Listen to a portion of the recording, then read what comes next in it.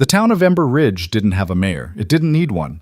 Valeria Crowne ruled from a ranch house that sprawled across the mesa like a fortress, its iron gates visible from every approach to town. Her land stretched 15 miles in each direction. Cattle, copper mines, water rights, and the railroad depot that made Ember Ridge more than just another dying frontier settlement. She owned the bank, half the businesses on Main Street, and the loyalty of 40 armed men who wore her brand like a badge. The law had tried to plant roots here before. 3 sheriffs in 5 years. The first quit after a month. The second disappeared on a night ride and was never found.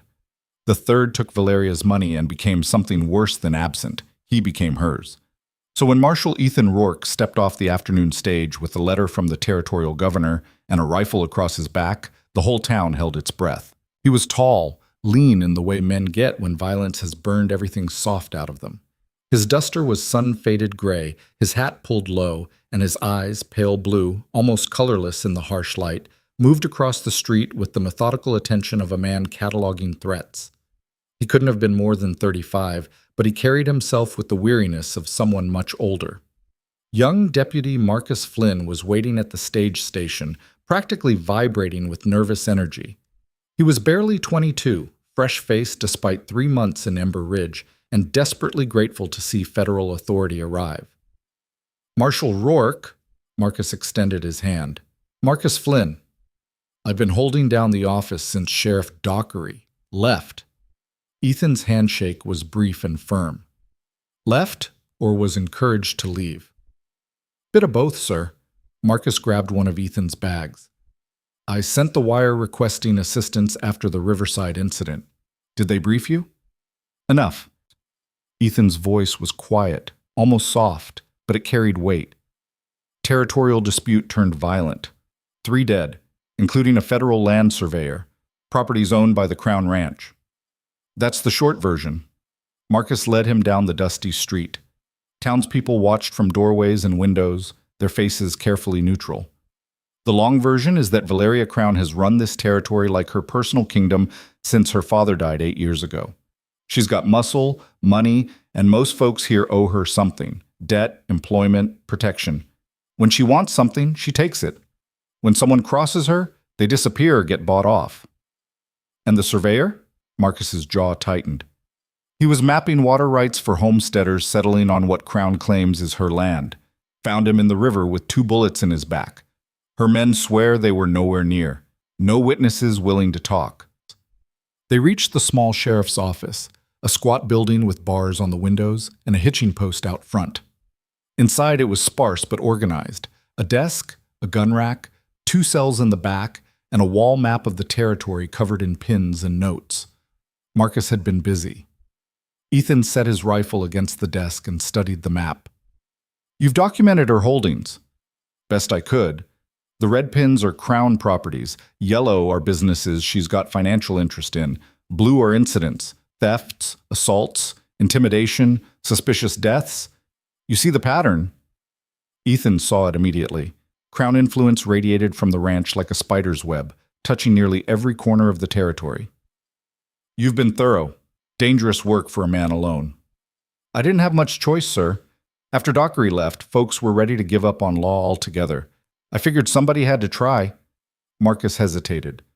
I should warn you. She knows you're coming. Probably knew before I did. She's got eyes everywhere. Expected. Ethan removed his hat and ran a hand through dark hair, touched with gray at the temples. Tell me about her.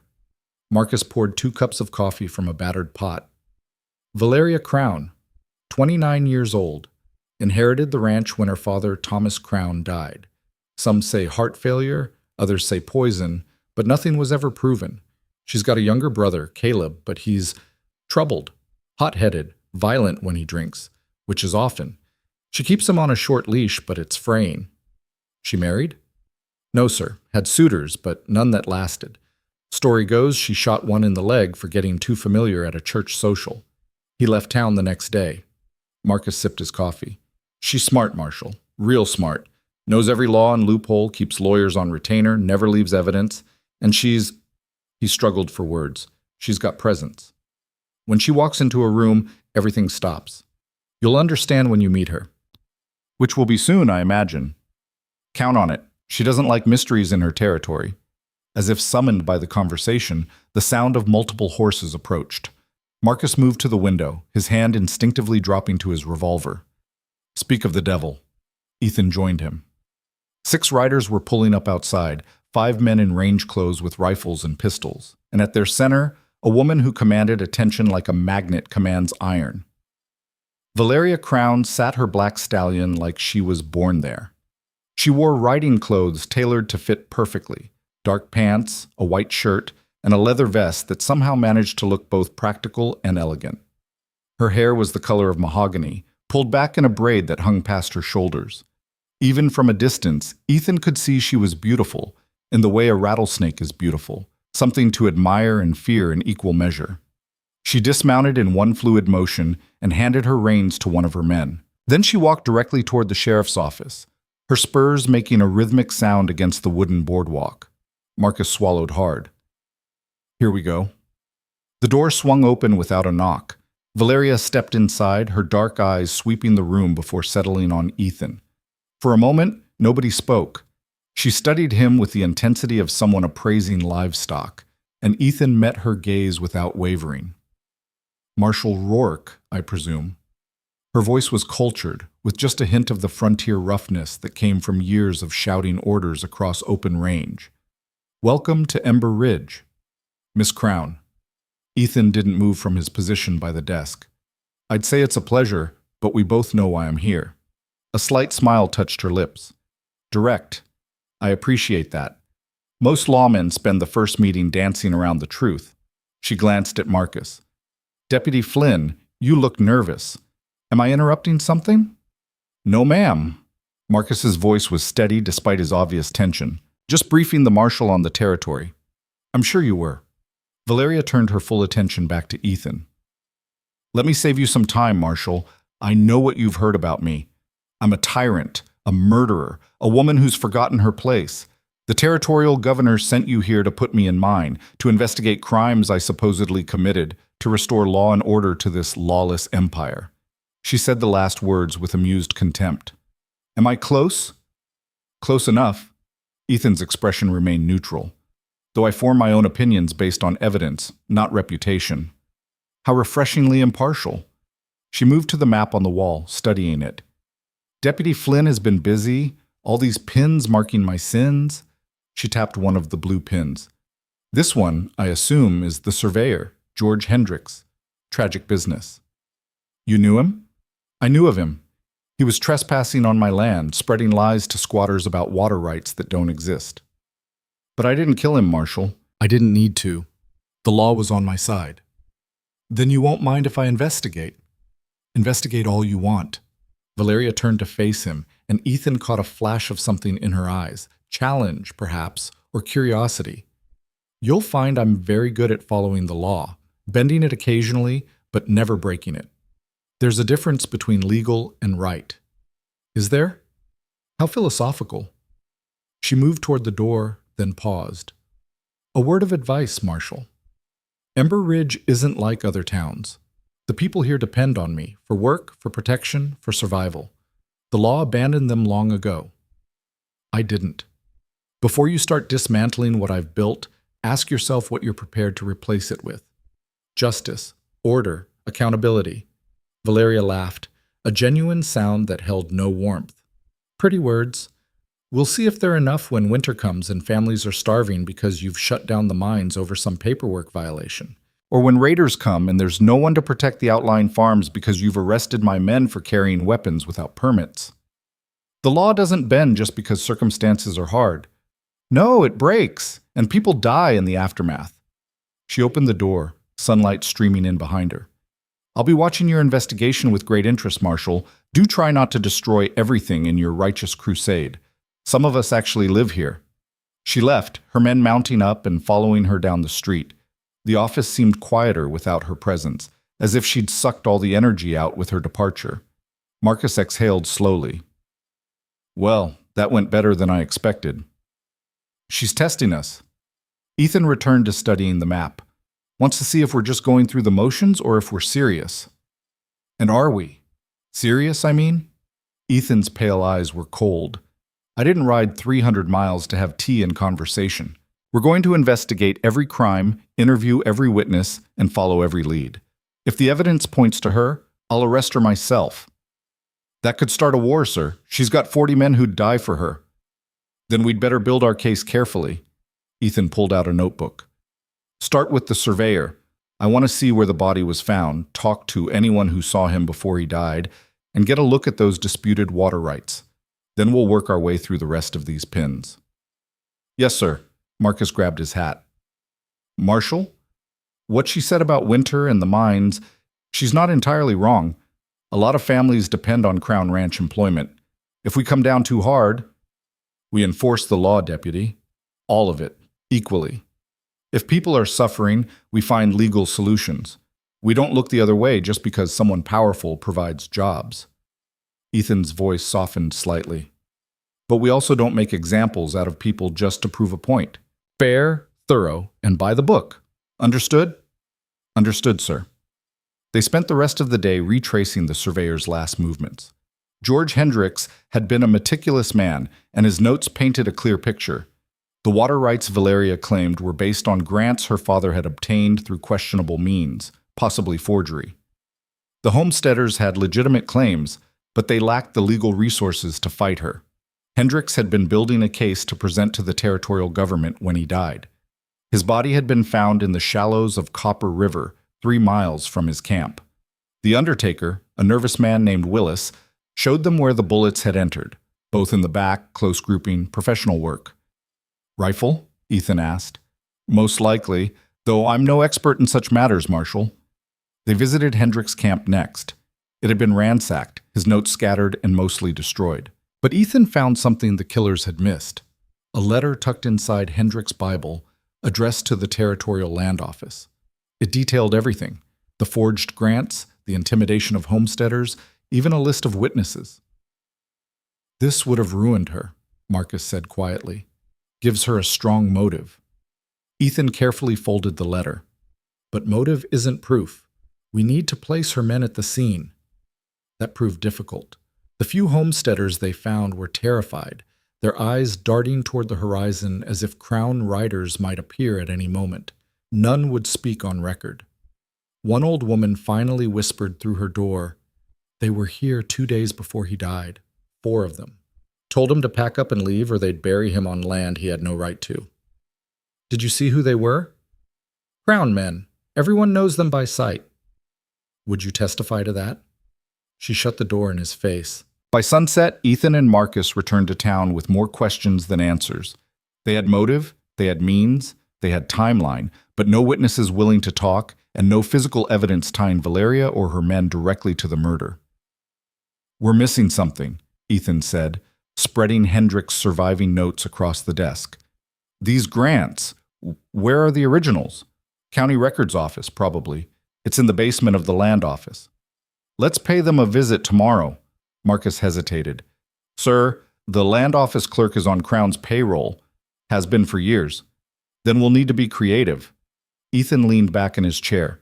"Get some rest, Deputy. Tomorrow we start applying pressure." That night, Ethan took a room above the general store, the only boarding house in town that wasn't owned by Crown interests. He couldn't sleep, his mind turning over the case, the territory, and the woman at the center of it all. Valeria Crowne was unlike anyone he'd encountered. Most criminals either ran, fought, or tried to charm their way out of trouble. She did none of those things. She met him head-on with intelligence and confidence, daring him to prove what they both knew was true. There was something else, too. Something he didn't want to acknowledge. When she'd looked at him in that office, there had been a moment of recognition, not of identity, but of similarity. They were both people accustomed to control, to making hard decisions, to standing alone against opposition. It was dangerous thinking. She was a suspect, possibly a murderer. Whatever attraction he might feel, and he barely admitted it even to himself, was irrelevant. He finally dozed off near dawn, only to be woken 2 hours later by frantic knocking. Marcus's voice came through the door. "Marshal, we've got trouble!" Ethan was dressed and armed in under a minute. He opened the door to find Marcus pale and breathless. "It's one of the homesteaders, Jacob Marston. He's barricaded himself in his cabin with his family. Says Crowne riders came at dawn to evict him, and he shot at them. They've got him surrounded. Anyone hurt? One of her men took a bullet in the shoulder, non-fatal, but they're threatening to burn the cabin if Marston doesn't surrender. Ethan grabbed his rifle. How many riders? 8, including Caleb Crowne. That complicated things. Ethan had heard about Valeria's younger brother, volatile, violent, and eager to prove himself. Exactly the wrong person to be leading a standoff. They rode hard, reaching Marston's property just as the sun cleared the eastern ridge. The cabin sat in a small clearing, smoke rising from the chimney. 8 men on horseback had it surrounded, their rifles trained on the doors and windows. At the center of the group sat Caleb Crowne on a gray gelding, his face flushed with anger or drink or both. He was younger than Valeria, maybe 25, handsome in a dissolute way, with the same dark eyes and strong features, but none of her control. About time the law showed up, Caleb called out as Ethan and Marcus approached. This squatter shot one of my men. I want him arrested. Ethan dismounted slowly, his movements deliberate. I'll talk to Mr. Marston. Everyone lower your weapons. The hell we will. He's dangerous. And you're 8 armed men surrounding a family. Lower your weapons or I'll arrest you for attempted murder. Caleb's face darkened. You don't give me orders, Marshal. This is Crown land. This is disputed territory, which makes it federal jurisdiction. Ethan's voice remained calm, but his hand rested on his pistol. I'm going to walk up to that cabin and talk to Jacob Marston. Anyone who fires a shot goes to jail. Are we clear? For a moment, the morning balanced on a knife's edge. Caleb's men looked uncertain, caught between their employer's rage and a federal marshal's authority. Then a new voice cut through the tension. Stand down, Caleb. Valeria rode into the clearing on her black stallion, alone. She must have ridden hard to get here. Her horse was lathered, and her usual composure was edged with irritation. This isn't your business, Val, Caleb snapped. Everything that happens on our land is my business, and you're about to turn a property dispute into a massacre. She turned to Ethan. Marshal, I apologize for my brother's enthusiasm. He gets excited. Your man was shot, Ethan said. Because you rode onto someone's property at dawn with 8 armed men, Valeria shot back at Caleb. What did you think would happen? She looked at Ethan. Samuel, the wounded man, will live. The bullet went clean through. This doesn't need to escalate. Agreed. I'm going to talk to Marston, make sure his family is safe, and find out what happened. Fine, but he shot someone, Marshal. There have to be consequences. There will be. Legal ones. Ethan handed his rifle to Marcus and walked toward the cabin, very aware of all the guns at his back. He stopped 20 feet from the door. Jacob Marston, this is Marshal Ethan Rourke. I'm here to talk, nothing more. I'm unarmed. Silence. Then a voice from inside, shaking with fear. They'll kill us all. Not while I'm here, they won't. Let me in, Jacob. We'll sort this out. More silence. Then the door cracked open, revealing a rifle barrel and a weathered face. Jacob Marston was maybe 40, with the haunted look of a man who'd been pushed to his limit. You promise they won't hurt my family. You have my word. The door opened wider. Ethan stepped inside quickly, and it shut behind him. The cabin was small, one room with a loft, a woman and 3 children huddled in the corner. They all looked terrified. Tell me what happened, Ethan said quietly. Jacob's story matched what Ethan expected. Crown riders had arrived at first light, demanding he leave immediately. When Jacob refused, citing his legal claim filed with the land office, they'd threatened to burn him out. He'd fired a warning shot over their heads. One of them fired back. In the chaos, someone got hit. I didn't mean to hurt anyone, Jacob's hand shook. We got nowhere else to go, Marshal. This is all we have. Ethan looked at the family. The youngest child couldn't have been more than 5, and felt the familiar weight of impossible choices. By the letter of the law, Jacob had shot a man, but any jury would call it self-defense. Here's what's going to happen, Ethan said. You're going to surrender to me peacefully. I'll take you into custody, investigate the full circumstances, and file a report. If the evidence supports self-defense, which I believe it will, you'll be released. In the meantime, Deputy Flynn will ensure your family stays safe. And Crowne? I'll deal with her. You don't know what she's capable of. Actually, Ethan said grimly, I'm beginning to. They walked out together, Jacob with his hands visible and empty. Caleb immediately spurred his horse forward, his face twisted with rage. That's him! Arrest that son of a... He's in custody, Ethan interrupted. Marcus, take Mr. Marston to town. I'll file charges pending investigation. Investigation? Caleb's voice rose. He shot Samuel. There's nothing to investigate. There's the matter of why 8 armed men showed up at dawn on disputed property. Ethan turned to Valeria. Miss Crowne, do you have documentation proving ownership of this land? Of course. Legitimate documentation? Not the grants your father obtained? Her eyes narrowed. Careful, Marshal. I'm being perfectly careful. I'm investigating a shooting that occurred during what appears to be an illegal eviction. Mr. Marston has filed a claim through proper channels. Until the land office resolves ownership, neither party has the right to forcibly remove the other. That could take months. Then everyone will need to be patient. Ethan mounted his horse. In the meantime, if any Crown riders approach this property, I'll arrest them for trespassing. If Mr. Marston fires another shot, I'll arrest him. Both parties will respect the law. Understood? Valeria's jaw tightened, but she nodded. Caleb looked ready to explode. This is bullshit. You're protecting squatters. I'm enforcing the law equally, Ethan said. Which is what you wanted, isn't it? Law and order? He rode away before anyone could respond, Marcus and Jacob following. Behind them, he heard Caleb's angry voice rising and Valeria's sharp command to shut up and ride home. The day set a pattern that would repeat over the following weeks. Ethan investigated, arrested, and challenged Crown operations at every turn.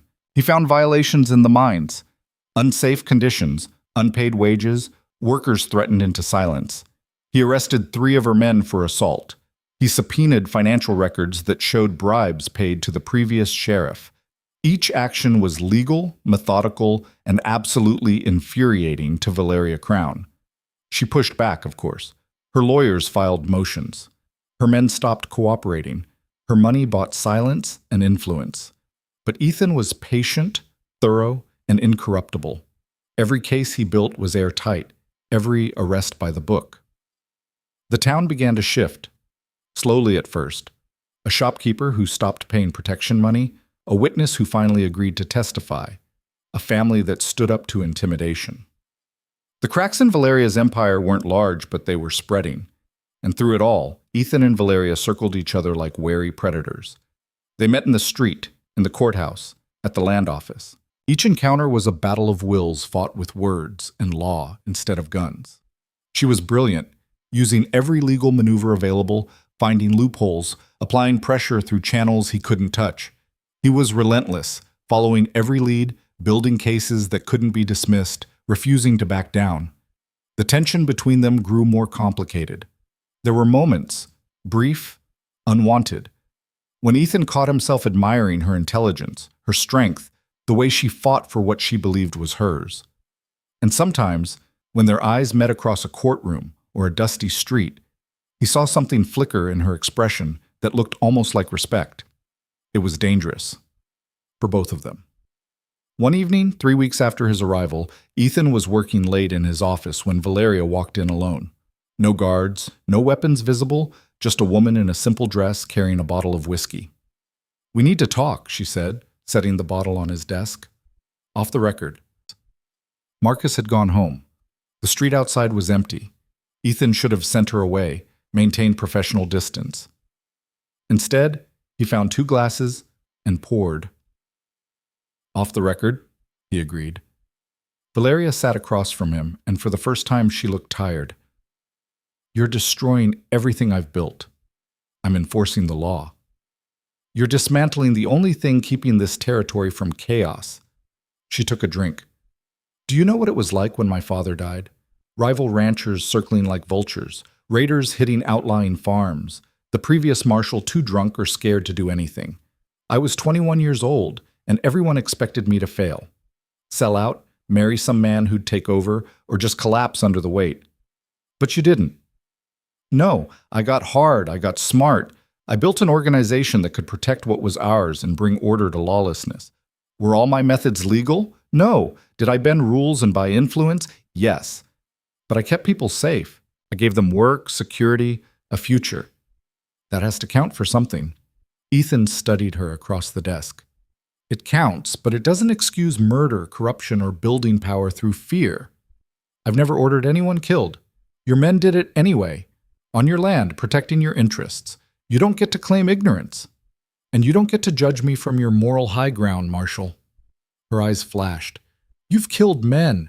I've read your file. Gunfights, manhunts. How many graves have you filled in the name of law and order? Every one of them was facing me, armed and given a chance to surrender. How noble. And when they didn't surrender, when they drew on you, you killed them and slept fine because the law said it was justified. She leaned forward. Don't pretend we're so different. We both do what we think is necessary. The only difference is who writes the rules. The difference, Ethan said quietly, is that I answer to something bigger than my own interests. You answer to no one. I answer to everyone who depends on me. 600 employees, their families, the businesses that survive because of Crown money, this entire territory's economy. She stood, pacing to the window. You want me to surrender everything I've built to your version of justice. Fine. What happens after? Who protects those people? Who keeps the mines running and the cattle moving? You? One marshal and a deputy barely old enough to shave? The law protects them. The law is words on paper. It doesn't feed families or stop bullets or negotiate with raiders. She turned to face him, and there was genuine anguish beneath the anger. I know what I am, Ethan. I'm not blind to my own sins, but I'm holding back something worse. Without me, this place becomes hell.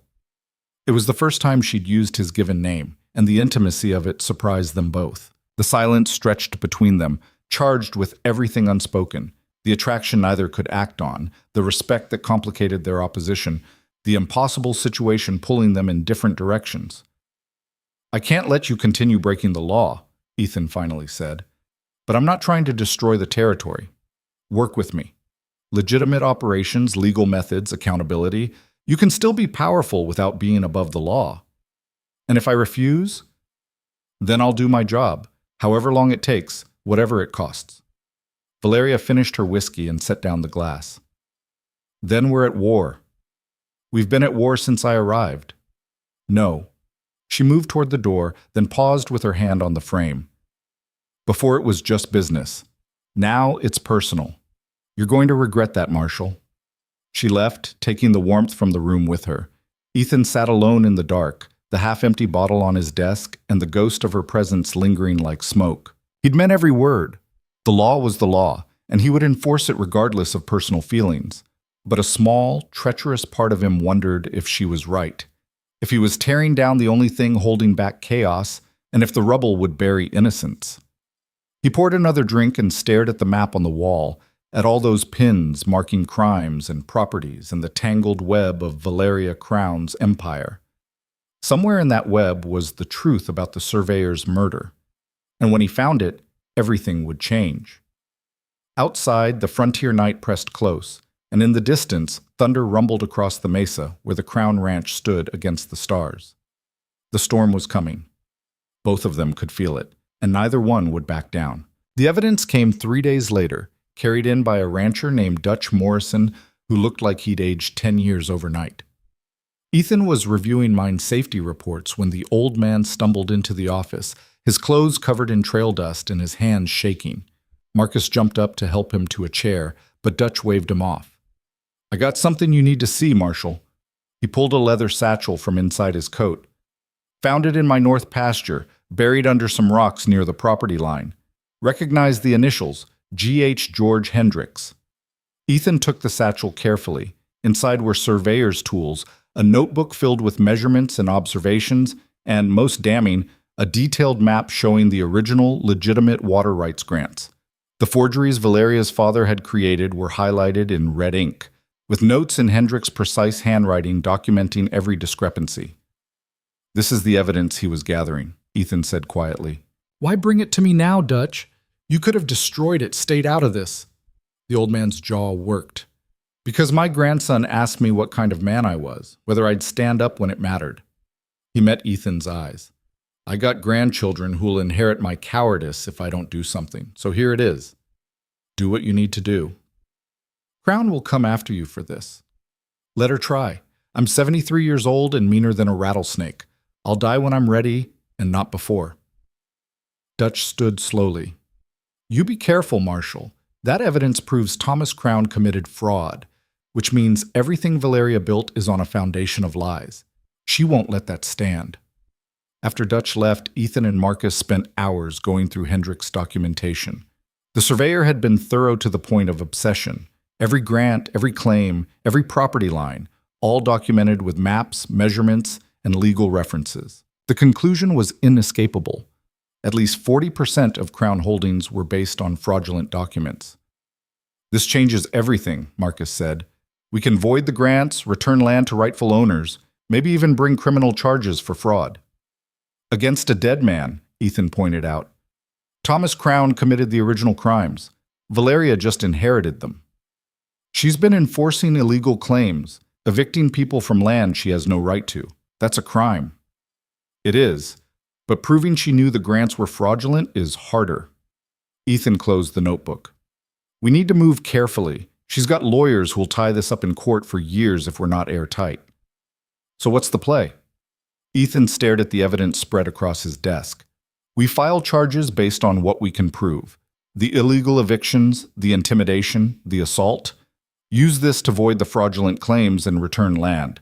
But we keep investigating the murder. If we can connect her men to Hendrick's death, everything else becomes moot. What Ethan didn't say was that he needed to talk to Valeria first.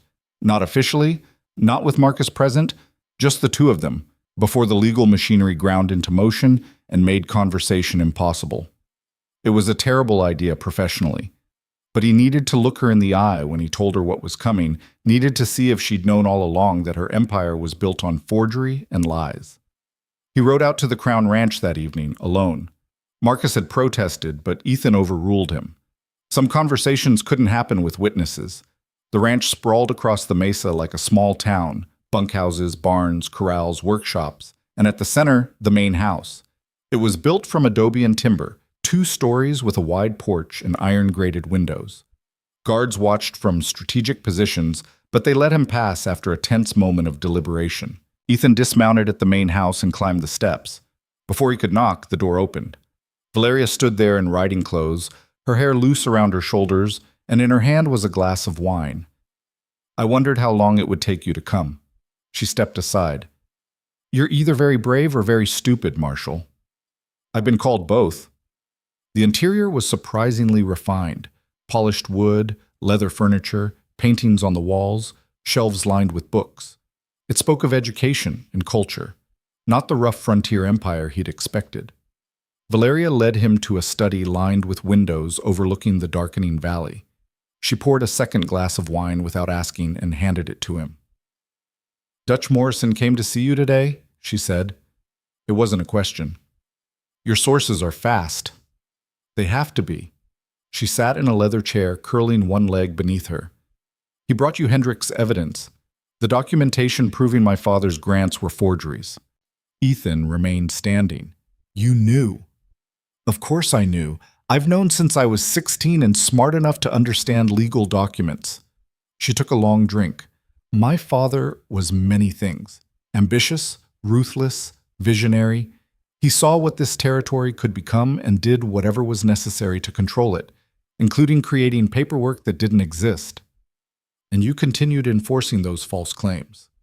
I continued protecting what he built, what I built. Her eyes flashed.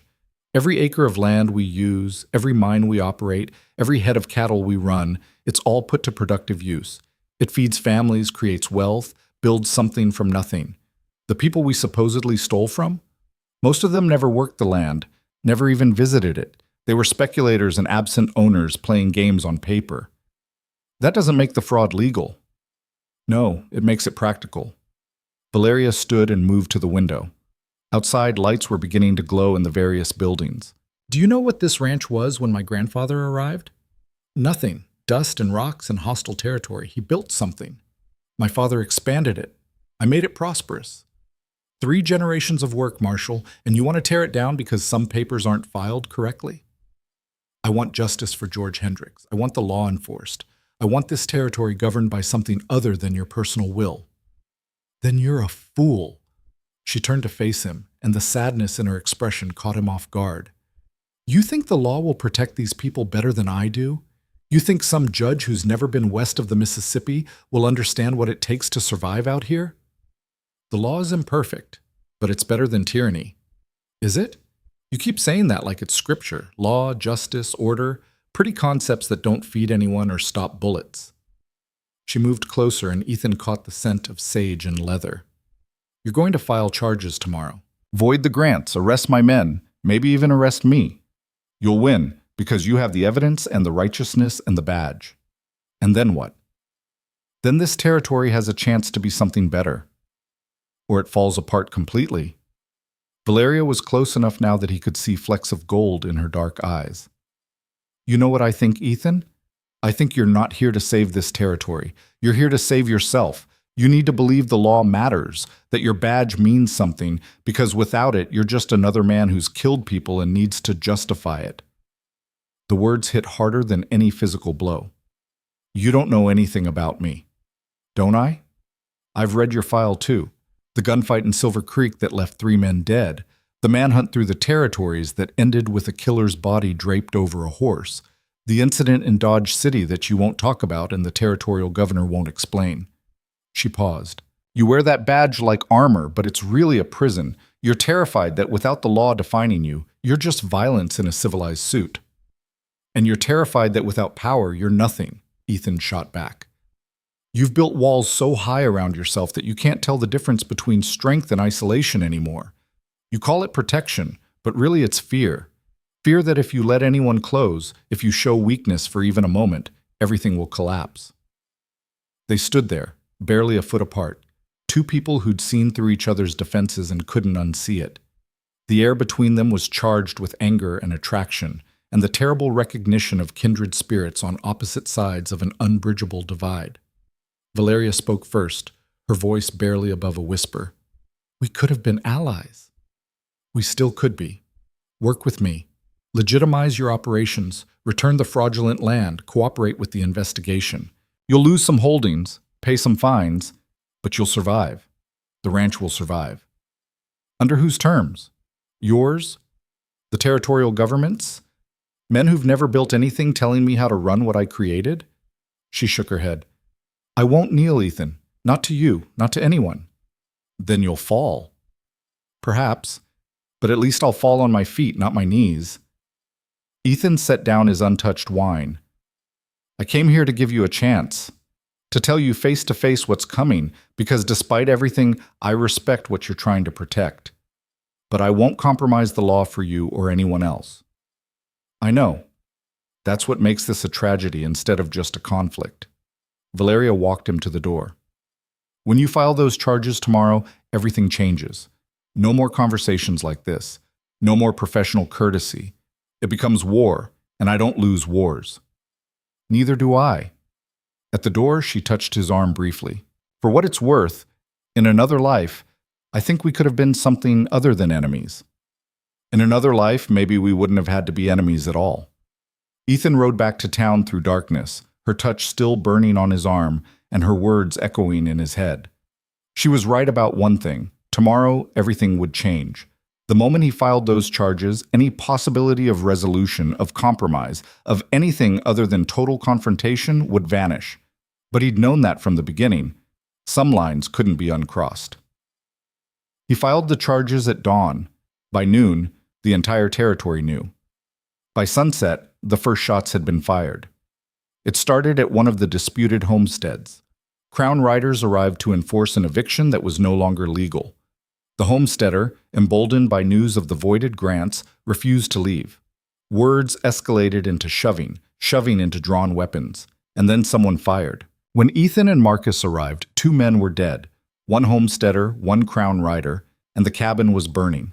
The surviving Crown men had fled, and the homesteader's family was in hysterics. They just started shooting, the wife screamed. We told them the marshal said we could stay, and they just started shooting. Ethan arrested the remaining Crown riders within 2 days. Valeria's lawyers immediately filed for their release, claiming self-defense. The territorial judge, freshly arrived and visibly uncomfortable with the politics, set bail so high that only Crown money could meet it. The men were released pending trial, and Ember Ridge divided along hard lines. Those who'd suffered under Crown rule saw Ethan as a liberator. They testified, provided evidence, and openly supported the federal investigation. Those whose livelihoods depended on the ranch saw him as a threat to their survival. Violence became common: bar fights, threats, vandalism. Marcus started sleeping in the office, and Ethan stopped walking anywhere without his hand near his gun. Through it all, Caleb Crowne was getting worse. Valeria had always kept her brother on a short leash, using him for intimidation when needed, but never letting him act independently. Now, with the Empire under siege and her attention fractured across legal battles, Caleb was slipping that leash. He started drinking more, spending nights in the saloon surrounded by loyal Crown men, making speeches about defending what was theirs and not backing down to federal interference. His eyes had the wild look of a man looking for violence, any excuse to pull a trigger. Ethan warned Valeria, "Control your brother, or I'll do it for you." They met in the street, both on horseback, surrounded by onlookers. Valeria's face was impassive. "Caleb is a grown man. I'm not his keeper. You're the head of the family and his employer. When he kills someone, and he will, it'll fall on you." "Is that a threat, Marshal?" "It's a fact. He's unstable, armed, and looking for a fight. I can see it. You can see it. Everyone in this town can see it." Ethan leaned forward in his saddle. "I know you love him. I know family means everything to you, but if you can't control him, remove him. Send him east, south, anywhere away from here before he destroys everything you're trying to save." Something flickered in Valeria's eyes. Acknowledgement, maybe, or pain, but her voice remained cold. "Stay out of Crown family business. It becomes my business when it threatens public safety." "Everything threatens public safety according to you. That's your excuse for dismantling my life piece by piece." She gathered her reins. "You want war, Marshal? You've got it. But don't pretend you're the righteous hero. You're just another man with a gun imposing his will through force." She rode away before he could respond, and Ethan was left with the sick certainty that she was right about Caleb. The younger Crown was a powder keg, and the fuse was already lit. The explosion came a week later. A merchant named Silas Chen had testified about paying protection money to Crown enforcers. 2 nights after his testimony, his store burned to the ground. The fire started around midnight and spread fast, too hot, clearly accelerated by something flammable. Silas barely got his family out. His youngest daughter suffered burns trying to save their cash box. The girl would survive, but her screams as the doctor treated her could be heard throughout town. Witnesses placed Caleb Crowne and 3 of his men near the store an hour before the fire started. When Ethan went to arrest them, he found Caleb at the ranch, drunk and defiant. "Prove it," Caleb sneered, whiskey sloshing from the bottle in his hand.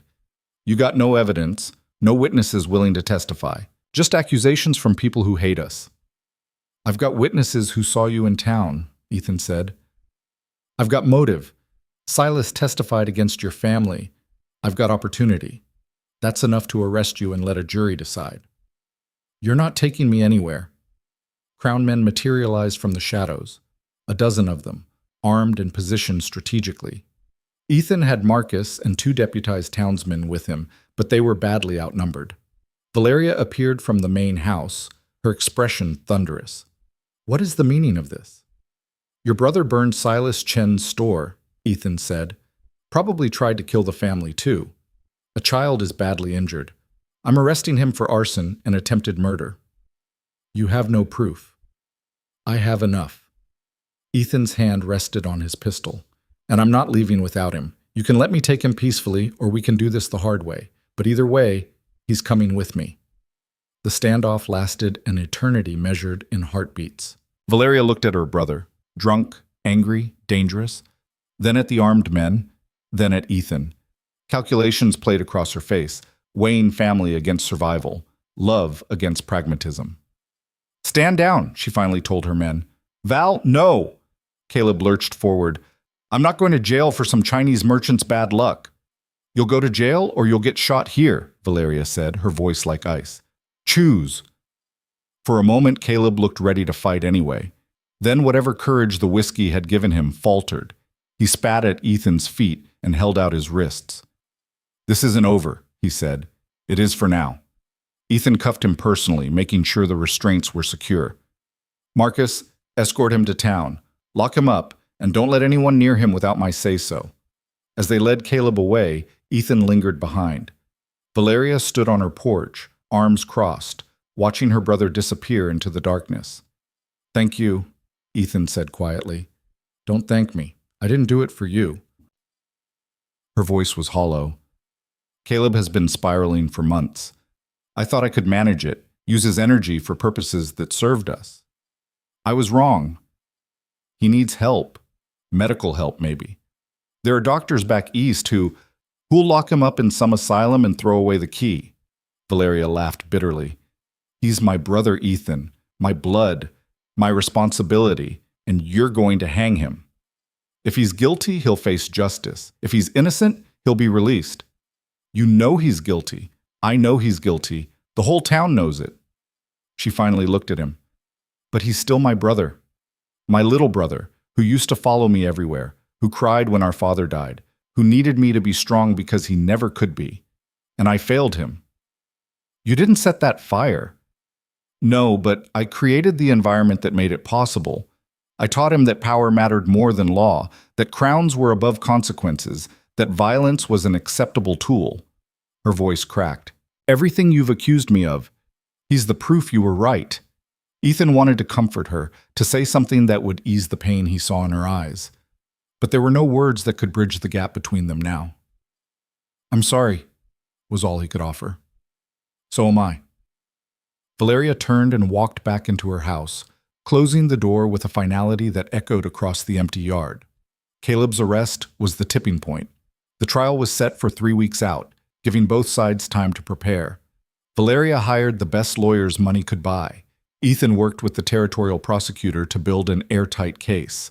The town transformed into an armed camp. Crown loyalists gathered at the saloons, talking openly about breaking Caleb out. Ethan's supporters formed watch groups to protect witnesses and prevent intimidation. Fights broke out daily. 2 men died in a shootout over a card game that was really about whose side they were on. Marcus was exhausted, running on coffee and nerves. "This can't hold, sir. We're 1 incident away from full riots." "I know." Ethan stared at the map on the wall, now covered with so many pins it looked like a battlefield diagram. "But we have to see it through. If Caleb goes free, every crime committed under Crown protection gets validated. The law becomes meaningless. And if we convict him, Valeria will burn this town to ash. Maybe. Or maybe she'll accept that even she has limits." But Ethan didn't believe it, and neither did Marcus. The answer came not from Valeria, but from Caleb himself. 1 week before trial, a corrupt jailer named Pete Hoskins, who'd been on Crown payroll for years, left Caleb's cell unlocked during the night shift. Marcus discovered the escape during his 2 a.m. rounds and immediately raised the alarm.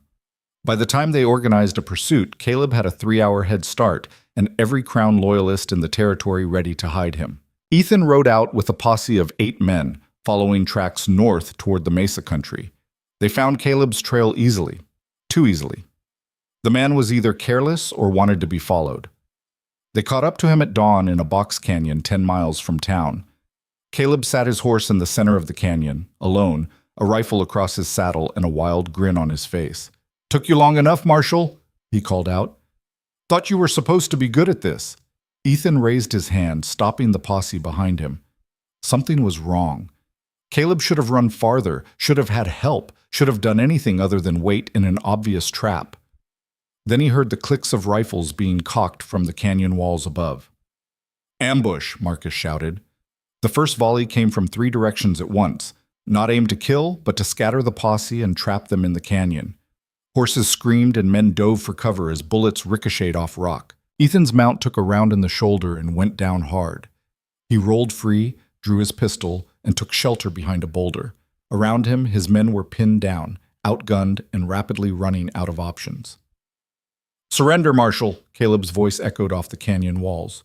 "You're surrounded. No way out." It was a calculated ambush, military in its precision.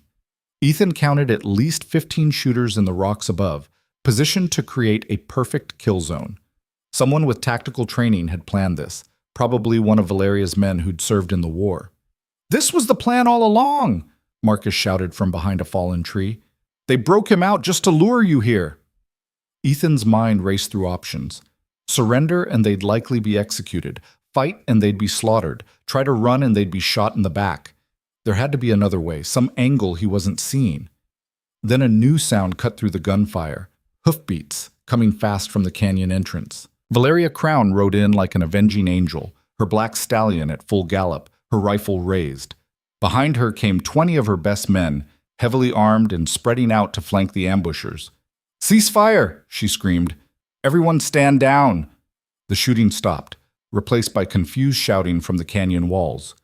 Valeria dismounted and strode directly toward her brother, fury radiating from every step. "What the hell have you done?" Caleb's grin faltered.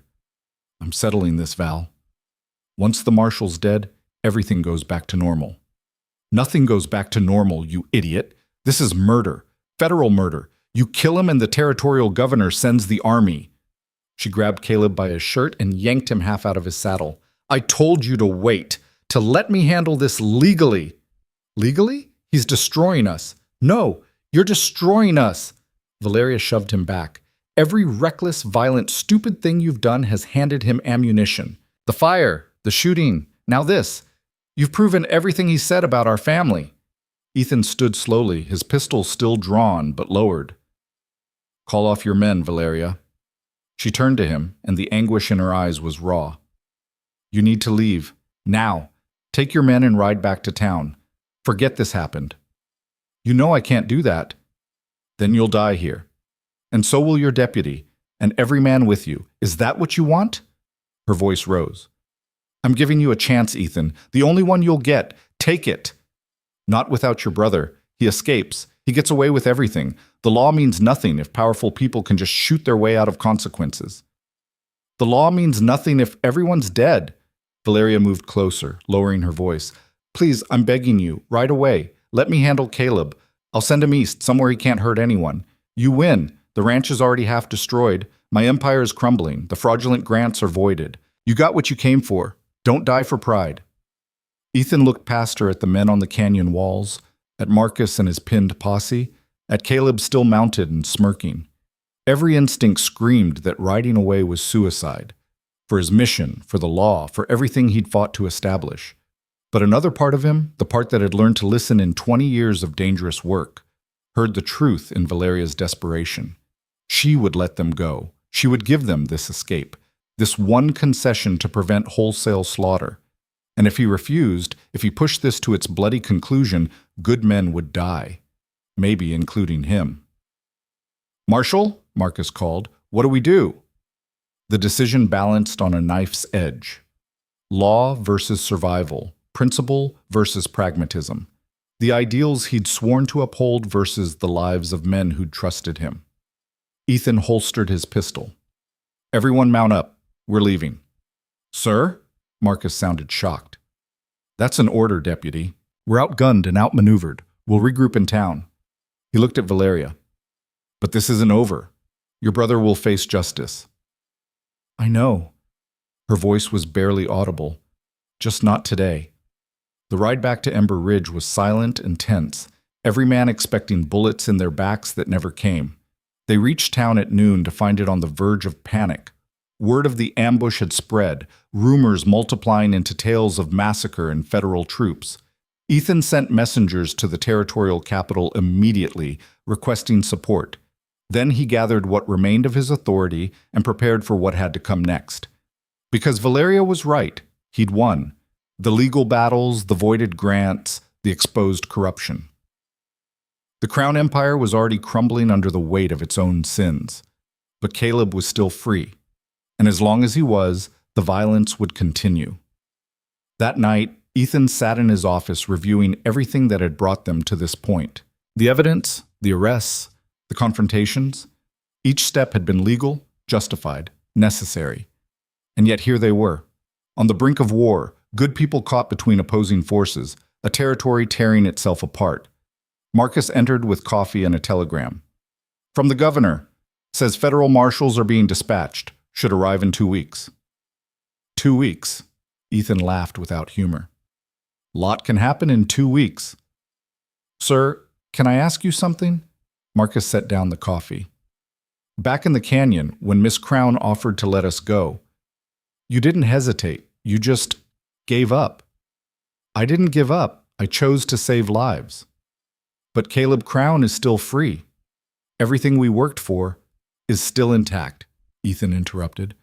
The charges stand, the grants are voided, the corruption is exposed. Caleb escaping doesn't change any of that.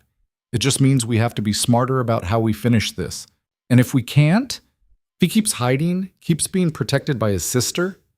Ethan stared into his coffee, seeing not answers but more complications. Then we adapt, we investigate, we build cases against everyone who helped him escape. And eventually, we corner him somewhere he can't run. But even as he said it, Ethan knew the truth. This wasn't about Caleb anymore. It was about the impossible situation he and Valeria found themselves in. Two people fighting for incompatible visions of justice, drawn to each other despite everything, and destroying each other by inches. Somewhere out in the darkness, in the ranch house on the mesa, Valeria was probably sitting alone, contemplating the same impossible math. Her brother's freedom versus her empire's survival. Family loyalty versus practical reality. The woman she'd been versus the woman she needed to become. Tomorrow would bring new complications, new confrontations, new choices neither of them wanted to make. But tonight, for a few quiet hours before dawn, they could both pretend there was still a way out that didn't end in blood. The frontier darkness pressed close, and in the distance, thunder rumbled across the mesa. The storm had only just begun. The federal marshals never arrived. Their wagon was found overturned 15 miles outside Ember Ridge, the horses scattered and the men gone. No bodies, no blood, just empty shackles and a message carved into the wagon bed. Turn back. The territorial governor sent a furious telegram demanding explanations.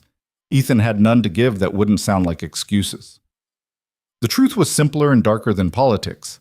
Someone wanted this territory to descend into chaos, and they were succeeding. Marcus traced the wagon's route and found tracks leading into the hills where Caleb was rumored to be hiding. He's making this personal now. Taking federal officers is a death sentence. If we can prove it was him. Ethan studied the map again, the pins multiplying like a disease. But we're running out of time. Every day he's free, more people get hurt, more witnesses get intimidated. The whole territory is choosing sides. Maybe that's the point. Maybe he wants a war, and we don't give him one. But even as Ethan said it, he felt the inevitability pressing down like a coming storm. War was already here, it just hadn't declared itself yet. That afternoon a rider came from the Crowne Ranch. Not one of her usual men, but a young woman named Sarah who worked in the main house. She slipped into the sheriff's office like a ghost, her eyes darting to the windows. "Miss Crowne wants to meet with you," Sarah said quickly. "Tonight, after dark. There's an old line shack 5 miles north of town, near the creek bend. She'll be alone." "This could be a trap," Marcus said after Sarah left. "It could be." Ethan checked his pistol mechanically. "But she's never lied to me directly. If she wanted me dead, there were easier opportunities.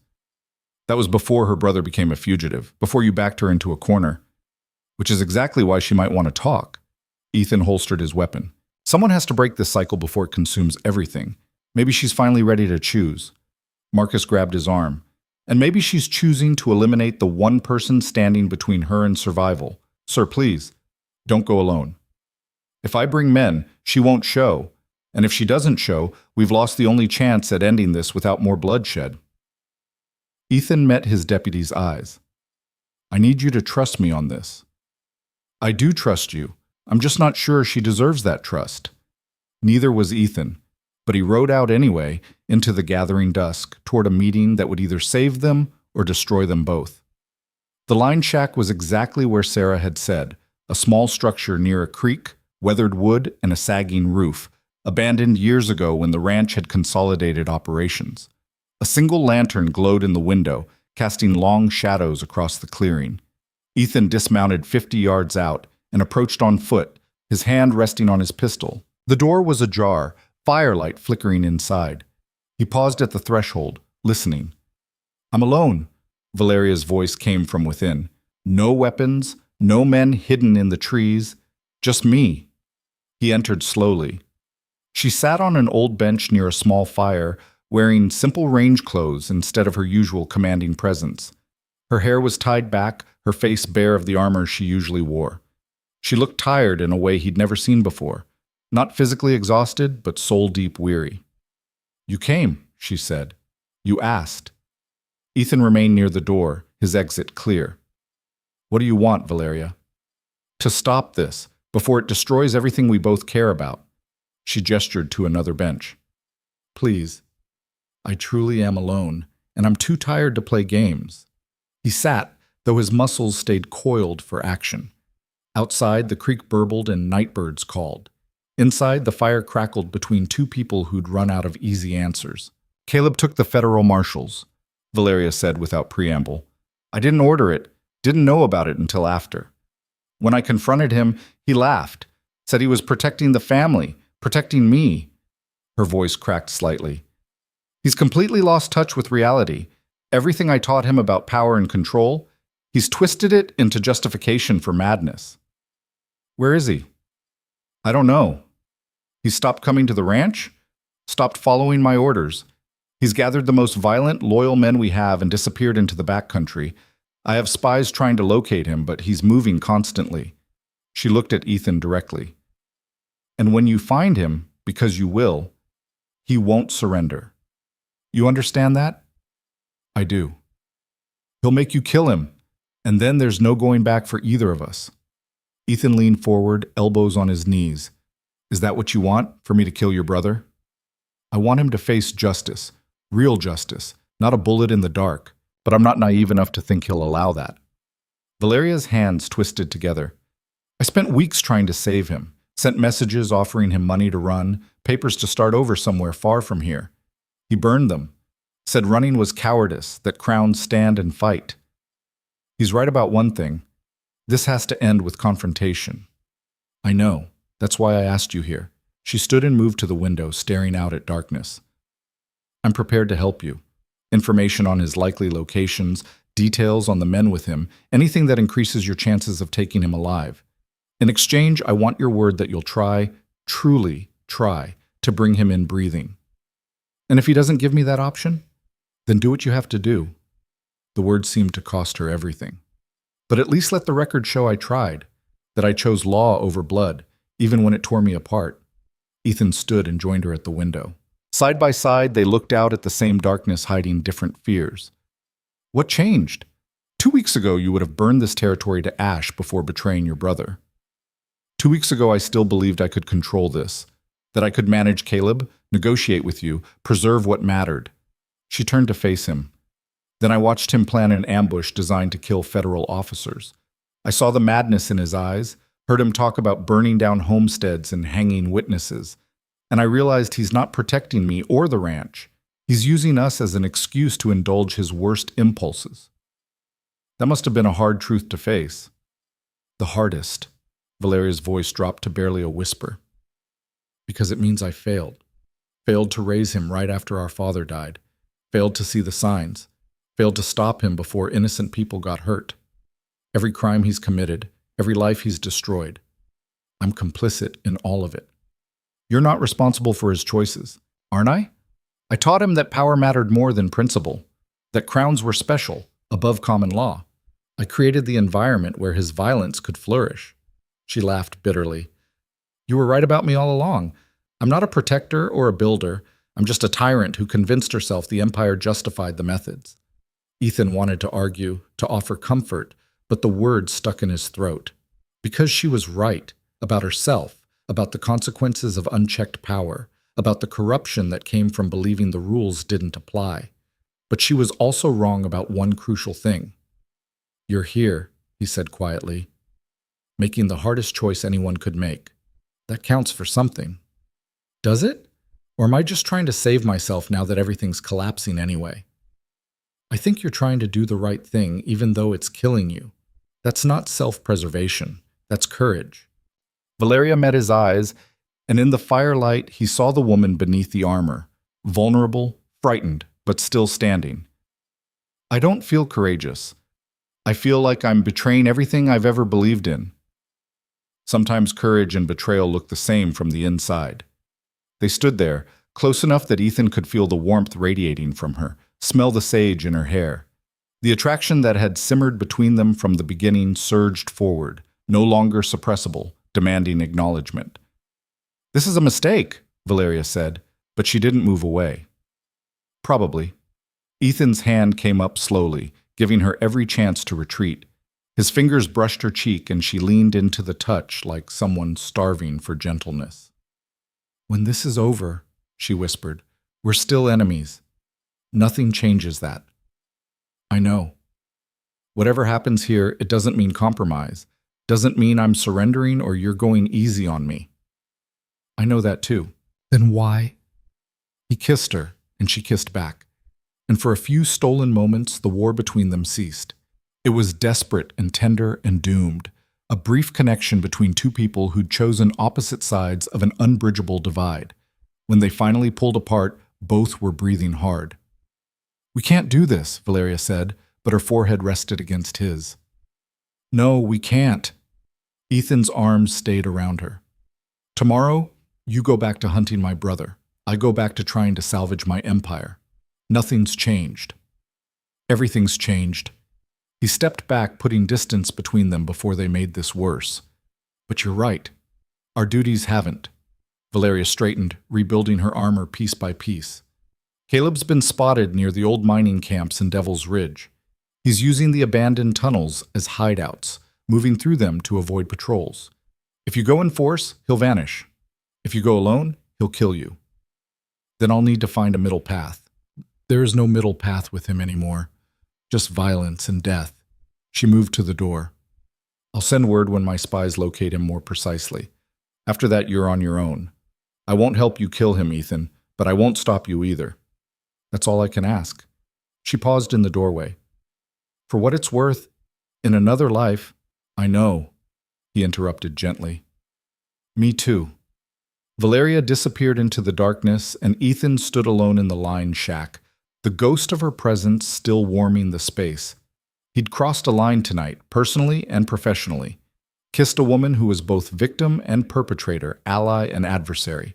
The one person who understood him and the one person he couldn't afford to trust. It was a complication he didn't need. But as he rode back to Ember Ridge through the cool night, he couldn't bring himself to regret it. 3 days later, Valeria's information proved accurate. Her spies located Caleb's camp in an abandoned copper mine on Devil's Ridge, surrounded by his most loyal men.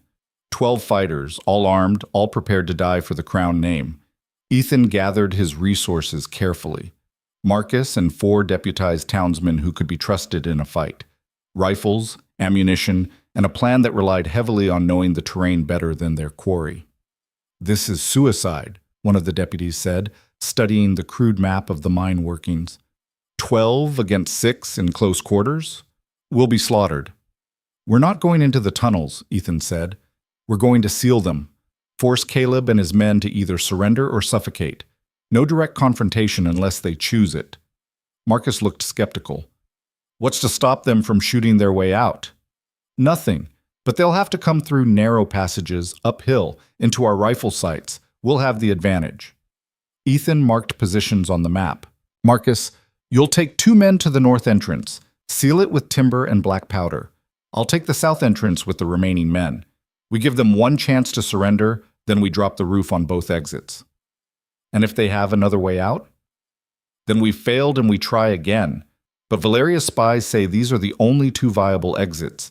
Everything else is either collapsed or too narrow for men carrying weapons." They rode out before dawn, reaching Devil's Ridge as the sun crested the eastern mountains. The old mining camp was a graveyard of broken equipment and rotting structures, the mine entrances gaping like wounds in the hillside. Ethan positioned his men carefully, using the morning shadows for cover. Marcus's team moved into position at the north entrance, and through his field glasses, Ethan could see them preparing the demolition charges. The south entrance was wider, shored up with old timbers that looked ready to collapse on their own. Ethan could hear voices echoing from within, Caleb's among them, drunk and angry about something. He waited until Marcus signaled ready, then cupped his hands and called into the mine. "Caleb Crowne, this is Marshal Rourke. You're surrounded. Come out with your hands up and you'll face trial. Resist and we'll bury you alive." The voices inside went silent. Then laughter echoed out, multiple men joining in dark amusement. Caleb's voice boomed from the darkness. "You're not burying anyone, Marshal. We've got food, water, and ammunition for weeks. You'll get tired of waiting long before we get tired of living. You've also got limited air and a federal warrant for kidnapping. This ends one of two ways, trial or grave. Choose." "I choose you dying." Gunfire erupted from the mine entrance, bullets sparking off rocks around Ethan's position. His men returned fire, forcing the shooters back into the darkness. Ethan signaled to the demolition man, a former miner named Dutch, who knew more about bringing down tunnels than anyone in the territory. "Plant the charges. We're dropping this entrance." Dutch worked quickly, placing black powder precisely against the support timbers. "This'll bring down the whole mouth, Marshal. Anyone inside is trapped until we dig them out." That's the point. Caleb needs to understand there's no escape. But as Dutch lit the fuse and they all scrambled for cover, Ethan caught movement from the corner of his eye. A figure emerging from a third entrance he'd been assured didn't exist. Smaller, partially collapsed, but clearly passable. "Ambush!" Ethan shouted, but it was already happening. Caleb's men poured from the hidden exit, firing as they ran. The explosion went off behind them, collapsing the south entrance in a roar of timber and rock, but the damage was done. The trap had failed, and now they were in an open firefight. One of Ethan's deputies went down immediately, clutching a shattered shoulder. Another dove behind a rusted ore cart, returning fire wildly. Ethan's rifle barked 3 times, dropping one attacker and driving another to cover. Across the camp, Marcus's team responded to the gunfire, charging south to provide support. But Caleb had planned for this. More of his men appeared from the rocks, flanking Marcus's position. The mining camp became a maze of chaos. Gunsmoke and dust obscured vision. Men shouted, screamed, died. Ethan moved through it methodically, his training taking over, each shot deliberate and precise. He saw Caleb finally, recognizing him by his expensive rifle and the pure hatred on his face. The younger Crowne was firing at Marcus's position, forcing the deputy to stay pinned.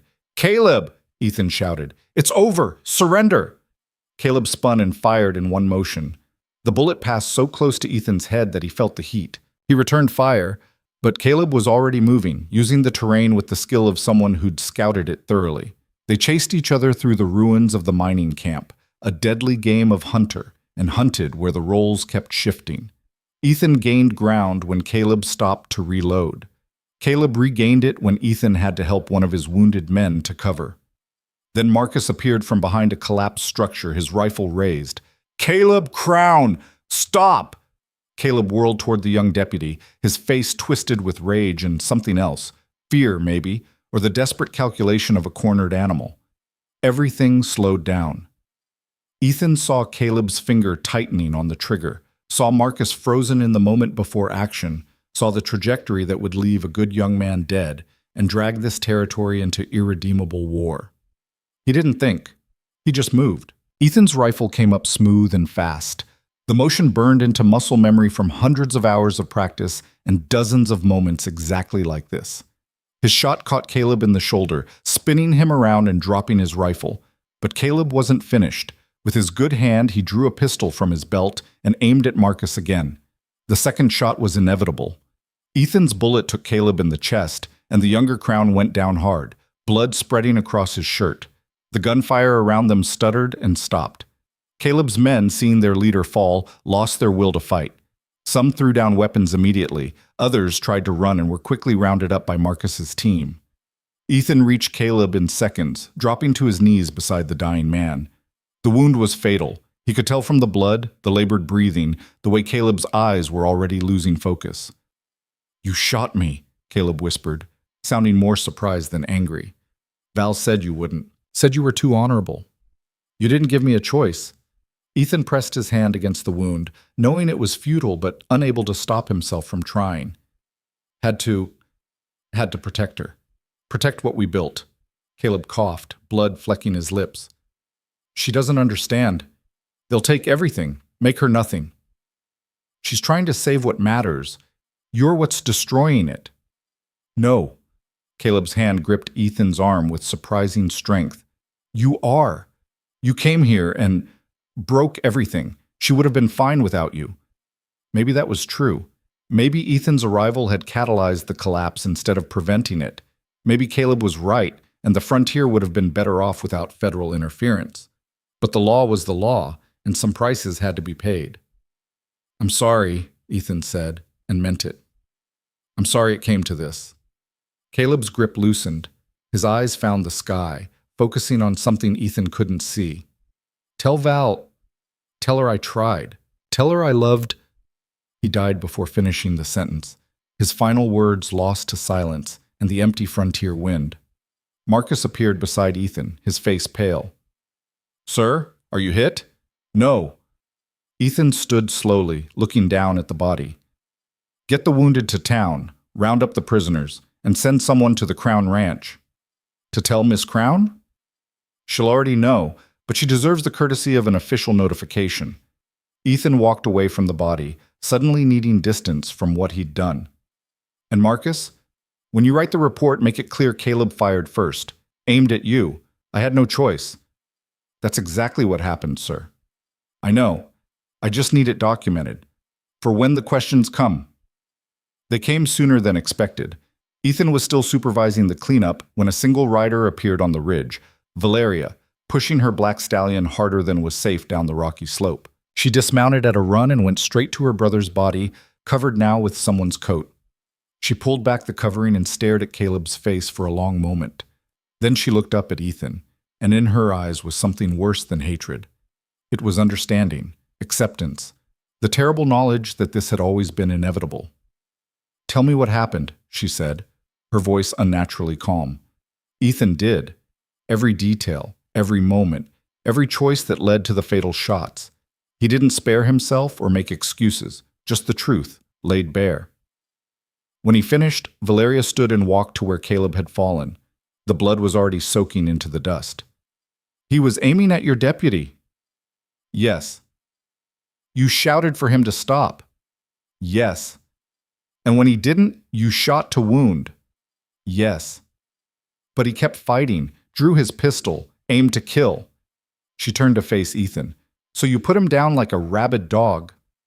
The description was brutal and accurate. Ethan didn't flinch from it. "I did what I had to do to protect Marcus and end the threat. I'm sorry it came to killing, but I won't apologize for the choice itself." "I don't want your apology. I want to understand." Valeria moved closer, her control fracturing at the edges. "Did you hesitate? Even for a second?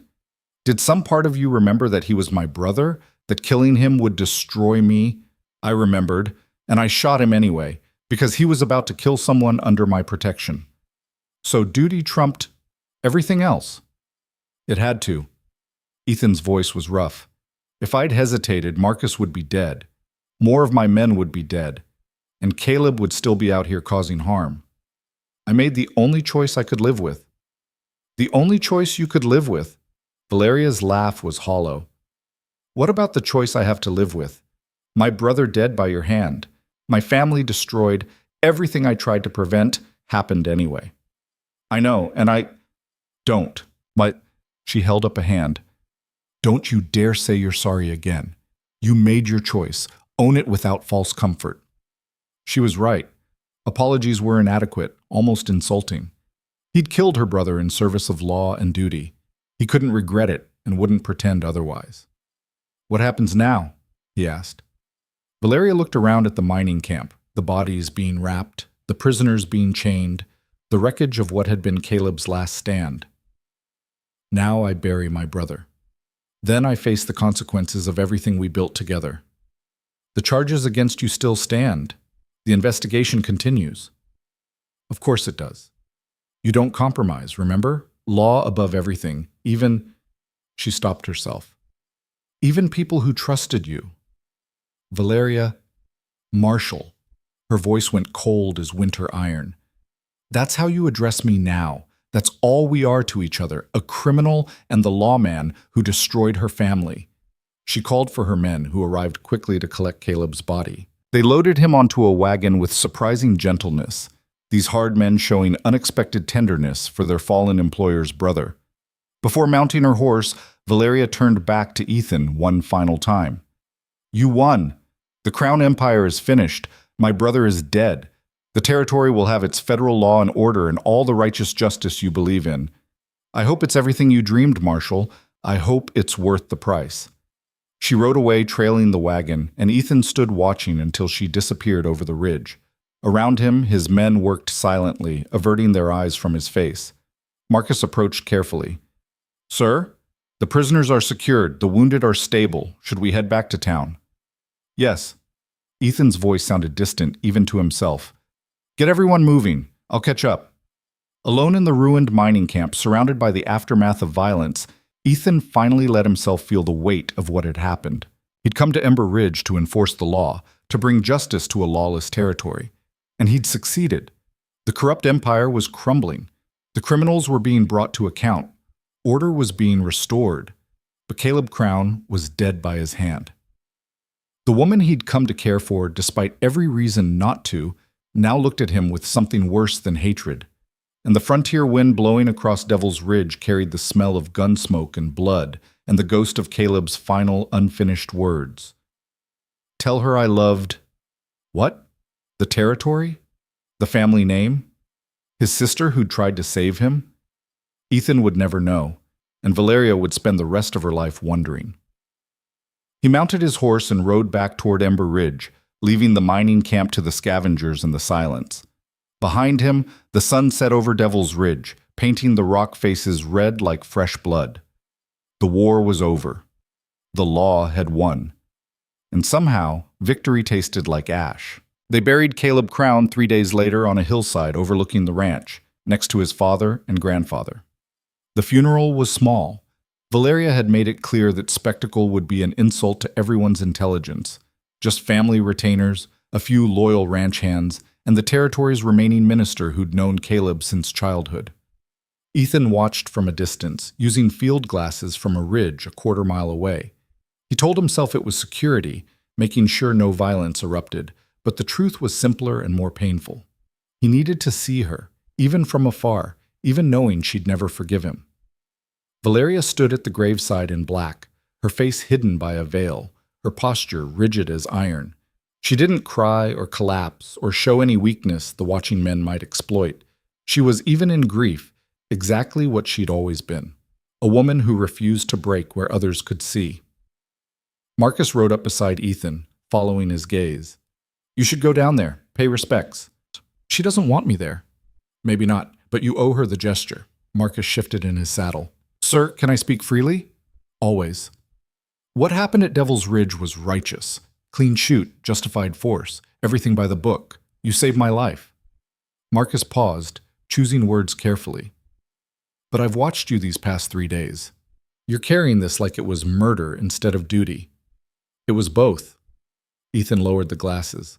"Just because something's legal doesn't make it easy to live with." "You think Miss Crowne would rather you'd let her brother kill me?" "I think she'd rather I'd found another way, and maybe if I'd been smarter, faster, better, maybe I could have." "That's guilt talking, not sense. Caleb made his choices. He drew on me knowing what would happen. You responded exactly right." Marcus's young face was earnest. "Don't dishonor what you did by pretending it was wrong." Ethan wanted to believe that. Wanted to accept the clean narrative where duty trumped personal feelings and righteous action needed no apology. But life was messier than that, and consequences didn't care about justification. "Go back to town," Ethan said. "Make sure the prisoners are secure and the witnesses protected. I'll be along shortly." After Marcus left, Ethan stayed on the ridge until the funeral ended and the mourners dispersed. Valeria remained at the grave after everyone else had gone, a solitary figure against the darkening sky. He rode down slowly, giving her time to hear him approach and send him away if she chose. She didn't turn, didn't acknowledge his presence, just stood staring at the fresh-turned earth. "You shouldn't have come," she said finally. "I know." Ethan dismounted but kept his distance. "I wanted to pay my respects. To the man you killed. To your brother. To your loss. To what might have been if circumstances were different." Valeria's laugh was brittle. "Circumstances. Such a convenient word. As if we were victims of chance instead of choices." She finally turned to face him. "Tell me something honestly. When you pulled that trigger, did you hesitate at all? No. Not even a heartbeat? Not even a thought for what it would do to me? I thought about it after. During, I was just reacting, doing what training and 20 years of this work have taught me. Ethan met her eyes. But I won't lie and say I struggled with the decision. In that moment, Marcus's life mattered more than your feelings or our whatever we had. At least you're honest. She looked back at the grave. My mother died when I was 12. My father when I was 21. Now Caleb. I'm the last Crowne. The end of a line that carved an empire from nothing. Her voice was hollow. And it's all crumbling. The ranch is bleeding money because half our contracts were based on fraudulent land claims. The mines are shut down pending safety investigations. Our men are scattered, some arrested, others just gone. Everything 3 generations built, destroyed in 3 months by one honest lawman. I enforced the law. The destruction was already there, hidden under layers of corruption. Perhaps, or perhaps you're just better at destruction than building. Valeria pulled off her veil, and Ethan saw she'd been crying after all. Her eyes were red-rimmed despite her composed posture. Do you know what the worst part is? I can't even hate you properly, because you were right. About the fraud, the intimidation, the way power corrupted everything we touched. Caleb became what he was because I taught him that strength mattered more than principle. You simply showed us the bill for those lessons. Valeria, I'm turning myself in. The words came out flat, final. Tomorrow morning. I'll surrender to federal custody and cooperate fully with all investigations.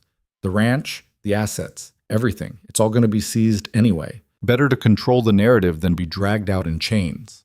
Ethan's stomach dropped. You don't have to do that. We can work out arrangements, plea agreements.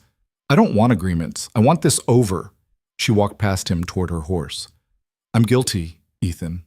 Of fraud, of enabling violence, of building an empire on lies and intimidation. Maybe not of murder directly, but of creating the conditions where murder became inevitable. I'm done pretending otherwise. The territory still needs stability. If you disappear into federal prison, the power vacuum will create opportunities for legitimate businesses and lawful governance. Isn't that what you wanted? Valeria mounted smoothly. You won the war, Marshal. Accept your victory and stop trying to save the enemy. You're not my enemy. Then what am I? The question hung between them, unanswerable. She was the woman he'd kissed in a line shack, the criminal he'd sworn to bring to justice, the adversary he respected, the person whose pain he'd caused. All of it was true, and none of it was simple. You're someone who deserves better than what's coming, he said finally. We rarely get what we deserve. We get what our choices earn us. She gathered her reins. I'll be at your office at 8 tomorrow morning. Have the paperwork ready. And Marshal, don't try to talk me out of this. It's the only choice left that I can live with. She rode away into the gathering dusk, leaving Ethan standing between her brother's grave and the dying light. He stayed there until full dark, wrestling with the sick certainty that he'd won every battle and lost something more important in the process. That night, Ember Ridge felt like a town holding its breath. Word had spread about Valeria's intention to surrender, and people reacted with everything from celebration to despair. The homesteaders and reformers saw it as final victory. The Crowne employees saw it as the end of their livelihoods. Everyone saw it as the closing of an era. Ethan worked late, preparing the documentation for her surrender. Federal custody forms, property seizure paperwork, witness statements to be signed. The bureaucratic machinery of justice grinding forward with inevitable momentum. Marcus brought coffee and sat across from him. Sir, there's talk in the saloons. Some of the remaining Crowne loyalists are saying they'll break her out of custody. Others are saying they'll burn the town if she goes to prison. Let them talk. Most of it's whiskey courage that'll evaporate by morning. But Ethan doubled the guards anyway, positioned men at strategic points, and slept with his rifle close. Valeria arrived exactly at 8, alone and dressed simply. She carried a leather folder containing deeds, financial records, and a handwritten confession that Marcus read with widening eyes. Miss Crowne, this is comprehensive. You're admitting to crimes we haven't even charged you with yet. I know what I did. Valeria signed each document with steady hands. I'm not interested in legal maneuvering or trying to reduce charges. I did these things. I'll accept the consequences. Ethan watched her sign away her empire with something like awe. Most criminals fought to the bitter end, clinging to power and freedom until both were pried from their hands. Valeria was choosing surrender, stripping herself bare before the law because pride demanded she control at least this final act. "The federal court in Denver will handle your case," Ethan said. "The territorial judge has recused himself due to prior relationships. You'll be transferred there within the week." "How long?" Valeria asked quietly. "Sentencing is up to the judge. But with cooperation and the nonviolent nature of most charges, maybe 5 years. Possibly less with good behavior. And the ranch? Seized pending resolution of the fraudulent claims. Legitimate holdings will be returned after legal review. The rest will be redistributed to rightful owners or sold at auction." Ethan paused. "Some of your employees have already found work with neighboring ranches. The territorial government is setting up a relief fund for those displaced by the transition." How thoughtful, the conquerors caring for the conquered. There was no real bitterness in her voice, just exhaustion. "What about our men still in custody, the ones arrested for various crimes?" "They'll face trial individually, some will walk, others won't. Depends on the evidence and their cooperation." Valeria nodded, processing the dismantling of everything she'd known. "I want to make a statement, for the record and for the town. May I?" Ethan gestured to Marcus, who pulled out his notebook. "Go ahead." She stood and moved to the window, looking out at Ember Ridge, the town she'd controlled for 8 years, now moving beyond her grasp. "I, Valeria Crowne, take full responsibility for all crimes committed under my authority or at my direction. I acknowledge that my family's holdings were built partially on fraud, that I used intimidation and violence to maintain power, and that I created an environment where the law bowed to personal will." Her voice was clear, strong. "I regret the harm caused to innocent people. I regret teaching my brother that power mattered more than principle. Most of all, I regret that it took federal intervention and personal tragedy to show me what I'd become." She turned from the window. "But I don't regret everything. The jobs we created were real. The security we provided to outlying ranches was real. The prosperity we brought to this territory was real. We built something even if the foundation was flawed. I hope what comes next preserves the good while correcting the bad." Marcus was writing furiously. Ethan just stared, seeing her clearly for perhaps the first time, not as an adversary or a criminal, or even as the woman he'd kissed, but as a complex person trying to find meaning in defeat. "Is that all?" Marcus asked. "One more thing." Valeria looked directly at Ethan. "Marshal Rourke acted with integrity throughout this investigation. His actions were legal, justified, and necessary. The death of my brother was tragic but righteous. Anyone seeking revenge against the Marshal or his men will answer to me from whatever prison cell I occupy. That's not a threat.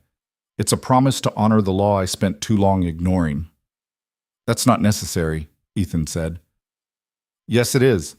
Your deputy is 22 and terrified he'll be murdered for doing his job. Your witnesses are afraid my men will retaliate. And you're carrying guilt for things you shouldn't. So I'm drawing a line. The war is over. I lost. Anyone who continues fighting is acting against my explicit wishes." She sat back down. "Now, shall we finish this paperwork?" They worked through the morning, documenting everything. Property transfers, financial disclosures, witness corroboration of her statement. By noon, Valeria Crowne had legally dismantled her own empire more thoroughly than any prosecutor could have managed. "You'll be held here until the federal marshals arrive to transport you," Ethan said. "I can offer you a private cell, some dignity in the waiting." "That would be appreciated." She stood, smoothing her skirt. "May I have a few hours before confinement? There are personal affairs to settle, people to see." "You're not a flight risk?" "Where would I go? Everything I've ever known is here." She smiled sadly. "Besides, running would dishonor the choice I've made. I'll return by sunset." Ethan should have said no, should have followed a protocol and placed her in custody immediately. But he found himself nodding. "Sunset, not a minute later."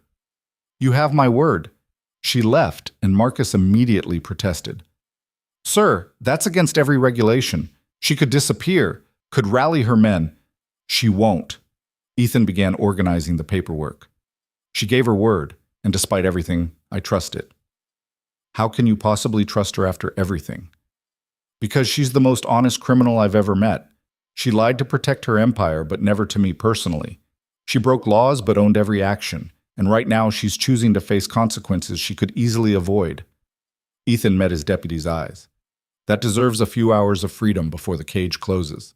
Valeria spent those hours riding through the territory she'd ruled, saying goodbye to a life that was ending. She visited the homesteaders she'd once threatened, offering apologies some accepted and others spat back. She rode to the mines and spoke with foremen about transitioning to new ownership. She stopped at her parents' graves and stood there for a long time, having conversations with the dead that no one would ever hear. Finally, she returned to the ranch one last time. The main house felt enormous and empty without Caleb's presence, without her father's ghost, without the army of men who'd once filled it with purpose and noise.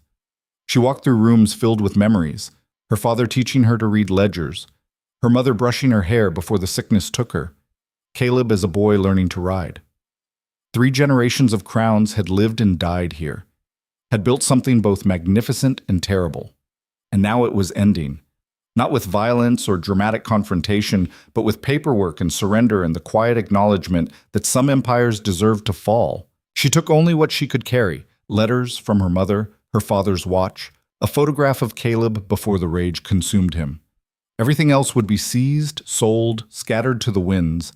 The Crowne legacy would become auction lots and court documents and cautionary tales. As sunset approached, she mounted her black stallion for the last time and rode back to Ember Ridge. The horse seemed to understand, moving slower than usual, as if reluctant to deliver her to captivity. The town was quiet when she arrived, people watching from windows and doorways as she rode down Main Street toward the sheriff's office. Some faces showed triumph, others sadness, most just curiosity about how a queen handled her abdication. Ethan was waiting on the porch when she arrived. He helped her dismount, their hands touching briefly. "You came back," he said. "I said I would." Valeria looked at the office, at the cell that would hold her until the federal marshals arrived. "Shall we?" Inside the cell was clean and sparse. A cot, a basin, a small window with bars. Marcus had left blankets and books, small mercies that Valeria acknowledged with a nod. She entered without hesitation, and the sound of the door closing echoed with terrible finality. "I'll bring dinner later," Ethan said. "If there's anything you need—" "Company." The word escaped before she could stop it. "Just for a few minutes. I've spent the day saying goodbye to everything I've known. I'd like to spend a few moments not being alone." Marcus had left for the evening, and the office was empty except for the two of them. Ethan pulled a chair close to the cell and sat, and for a while they just existed in shared silence. "Do you believe in redemption?" Valeria finally asked. "I believe people can change.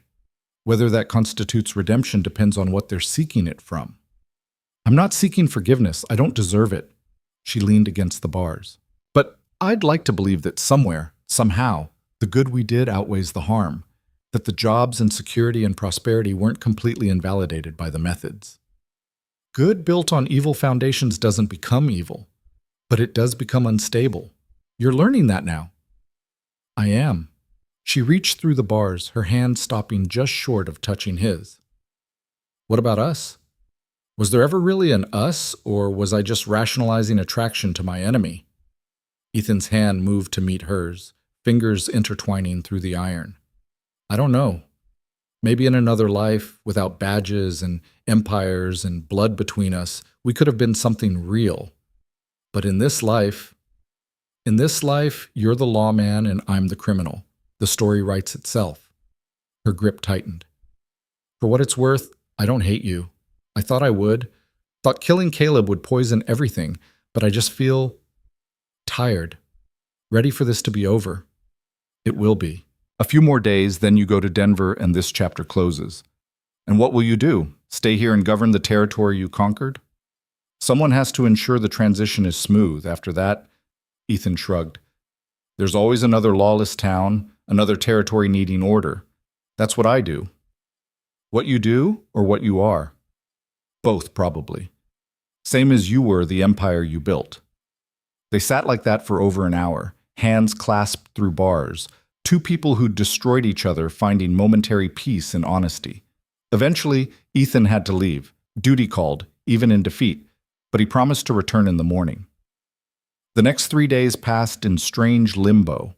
Valeria remained in custody, cooperative and calm. Ethan managed the territory's transition to legitimate governance. Marcus coordinated with federal authorities on prisoner transfers and evidence documentation. The town slowly exhaled, tension bleeding away as it became clear Valeria's surrender was genuine and no retribution was coming.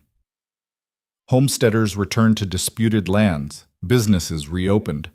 The machinery of normal life resumed, awkward and uncertain, but moving forward. On the fourth morning, the federal marshals arrived. 4 hard men with federal warrants and a reinforced wagon for transporting prisoners. Their leader, Marshal Stone, reviewed the paperwork with professional efficiency.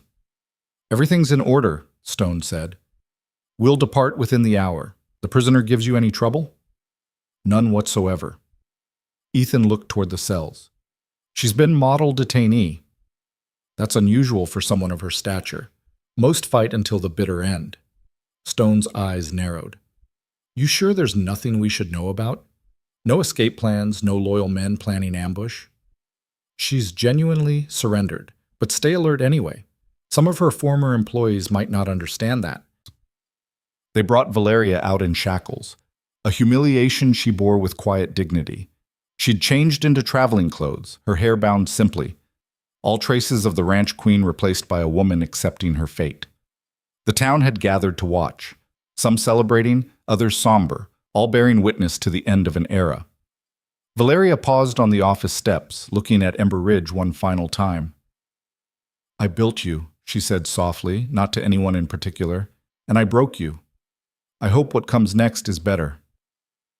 Marshal Stone guided her toward the wagon. Ethan followed, needing to see this through to the end. At the wagon, Valeria turned back one last time. "Marshal Rourke, thank you for your integrity. I wish we'd met under different circumstances." "So do I." Ethan's throat was tight. "For whatever this is worth, I believe you'll find purpose again, even in prison, even stripped of power. You're too strong not to." "Strong?" She tested the word. "I used to think strength meant never bending, never surrendering, never admitting defeat. Now I wonder if real strength is knowing when to let go. Maybe it's both, knowing when to fight and when to fold. Then consider this my fold." She climbed into the wagon, settling onto the hard bench between 2 federal marshals. Through the barred window, she looked at Ethan one last time. "Goodbye, Marshal. I hope your version of justice brings the peace you're seeking." "Goodbye, Valeria. I hope you find something worth holding on to in whatever comes next." The wagon pulled away, raising dust as it headed toward the eastern road. Ethan stood watching until it disappeared, aware that he was witnessing not just her departure, but the death of everything she'd represented. Marcus joined him, also watching the wagon's retreat. "It's over, sir. We won."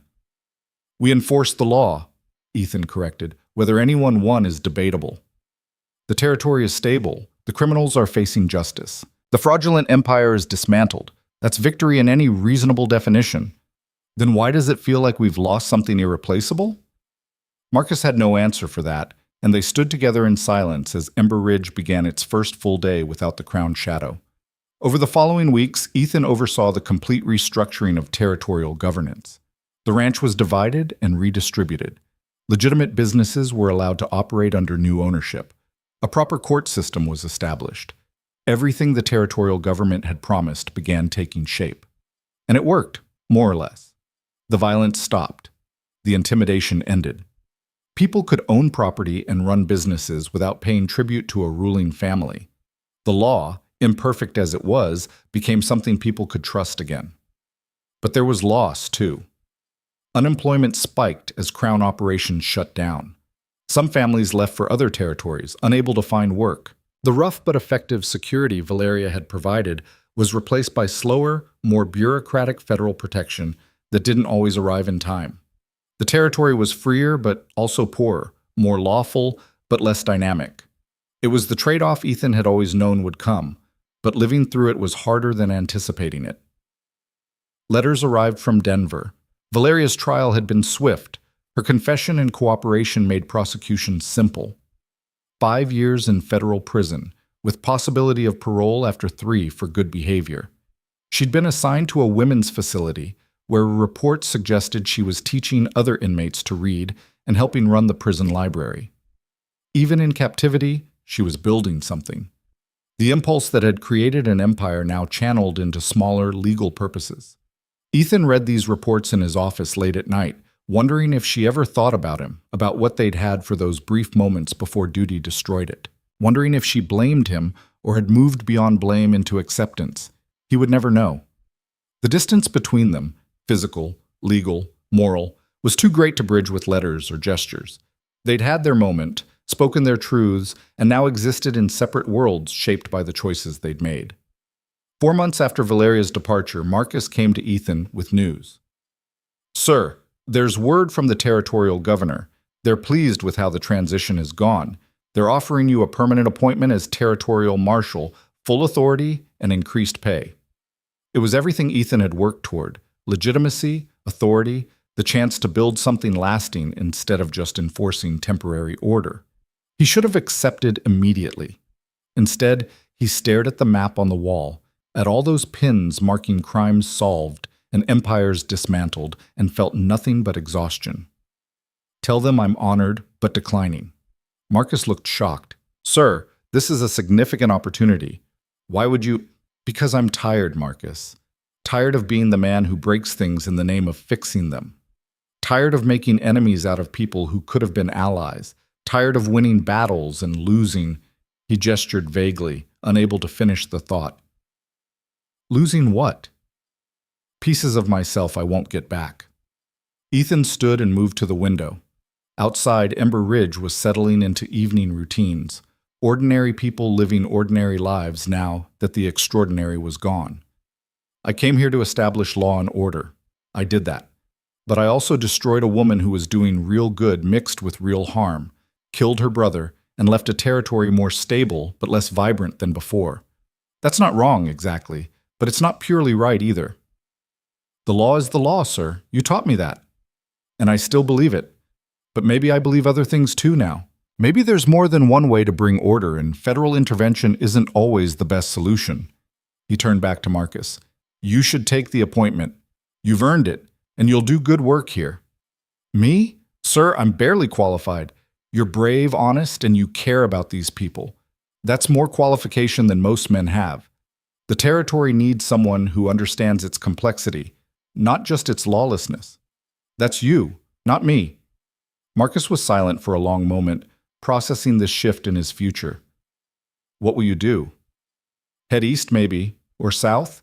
Somewhere nobody knows me as the man who brought down the Crown Empire. Somewhere I can figure out who I am without the badge defining everything." "That doesn't sound like you, sir."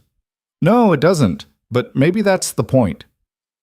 Ethan left Ember Ridge 2 weeks later, on a morning when autumn frost touched the edges of the frontier. Marcus was there to see him off, along with a handful of townspeople who'd come to appreciate what he'd done, complicated as it was. "You'll write if you need anything," Marcus said, gripping his hand. "I will, and you'll do the same.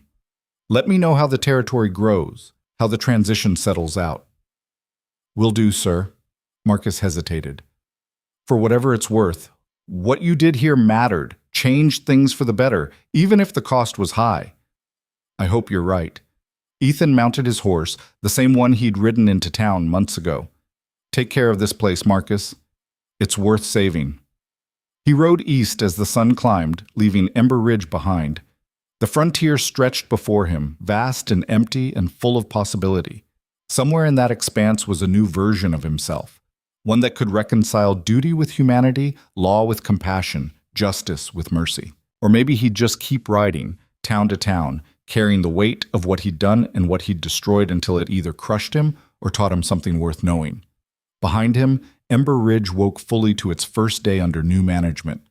Ahead, the horizon promised nothing but distance and the hard work of becoming someone new. And somewhere in between, in a federal prison in Denver, Valeria Crowne shelved books and taught women to read and wondered if the lawman who'd destroyed her empire ever thought about the night they'd held hands through prison bars and imagined different lives. The frontier kept its secrets, and the dust settled over everything, patient and indifferent as always. 3 years passed like water through fingers. Ethan drifted through the territories, taking work where he found it. Occasional deputy positions, private security for cattle drives, even a brief stint protecting a mining operation in Colorado. Nothing permanent, nothing that required him to plant roots or make decisions that would haunt him years later. He told himself he was searching for something, but the truth was simpler. He was running from what he'd found and lost in Ember Ridge. The territories changed during those years. Railroads pushed deeper into wilderness. Telegraph lines connected isolated towns. The frontier was shrinking, civilization advancing with inevitable momentum. The wild places where men like Ethan had once been necessary were becoming orderly, bureaucratic, governed by lawyers instead of lawmen. He didn't mourn the change. He'd spent his life fighting for exactly this evolution. But he felt increasingly obsolete, a relic of an era that was dying before his eyes. In the third winter, he found himself in Santa Fe, working security for a wealthy merchant who'd received death threats. The job was easy, boring, and paid well enough. The merchant's daughter, a widow named Catherine, took an interest in Ethan that he didn't discourage but couldn't quite return. She was kind, intelligent, uncomplicated, everything Valeria Crowne had never been. He tried. Took Catherine to dinners, listened to her talk about her late husband and her hopes for the future, even kissed her once under a cold New Mexico moon. But when she looked at him with expectation and something like love, all he could see was dark eyes through prison bars and a woman who'd surrendered everything rather than compromise her final choice. "You're not here," Catherine said one evening, her voice sad but not angry. "Physically, yes, but the rest of you is somewhere else, with someone else. I'm sorry. You deserve better than half attention. I deserve honesty, which you've given me." She touched his face gently. "Whoever she is, whatever happened, you need to resolve it. You can't move forward while you're still chained to the past." She was right, and Ethan knew it. But knowing and acting were different things, and he wasn't ready to face what resolution might require. Then, in early spring, a letter found him. It had been forwarded through 3 territories, bearing Marcus's handwriting and marked urgent. "Marshal Rourke, I hope this reaches you. There's a situation requiring your attention. Valeria Crowne was released from federal prison last month after serving 3 years for good behavior. She returned to Ember Ridge, which is her right, but her presence is causing complications. Some of the old Crowne loyalists see her return as a signal to reclaim lost influence. Others want revenge for what they perceive as her betrayal. There have been incidents, vandalism, threats, one actual shooting that missed her by inches. The territorial government is concerned about renewed violence. I've done what I can to maintain order, but the situation is delicate. She's not breaking any laws, but her mere presence destabilizes things. The governor suggested someone with history in the original conflict might have better luck mediating. I know I'm asking a lot, but if there's any part of you that still cares about this territory, or the woman who once ruled it, we could use your help. Your friend, Marcus Flynn, Territorial Marshal, Ember Ridge." Ethan read the letter 3 times, feeling old ghosts stirring. He'd spent 3 years trying to forget Valeria Crowne and what they'd destroyed together. Now Marcus was asking him to return, to step back into a conflict he'd thought was settled. He should have refused, should have written back explaining he'd moved on, that his involvement would only complicate things further, that Ember Ridge needed to solve its own problems without ghosts from the past. Instead, he resigned his position with the merchant, ignored Catherine's knowing look, and started the long ride back to the territory he'd sworn to leave behind.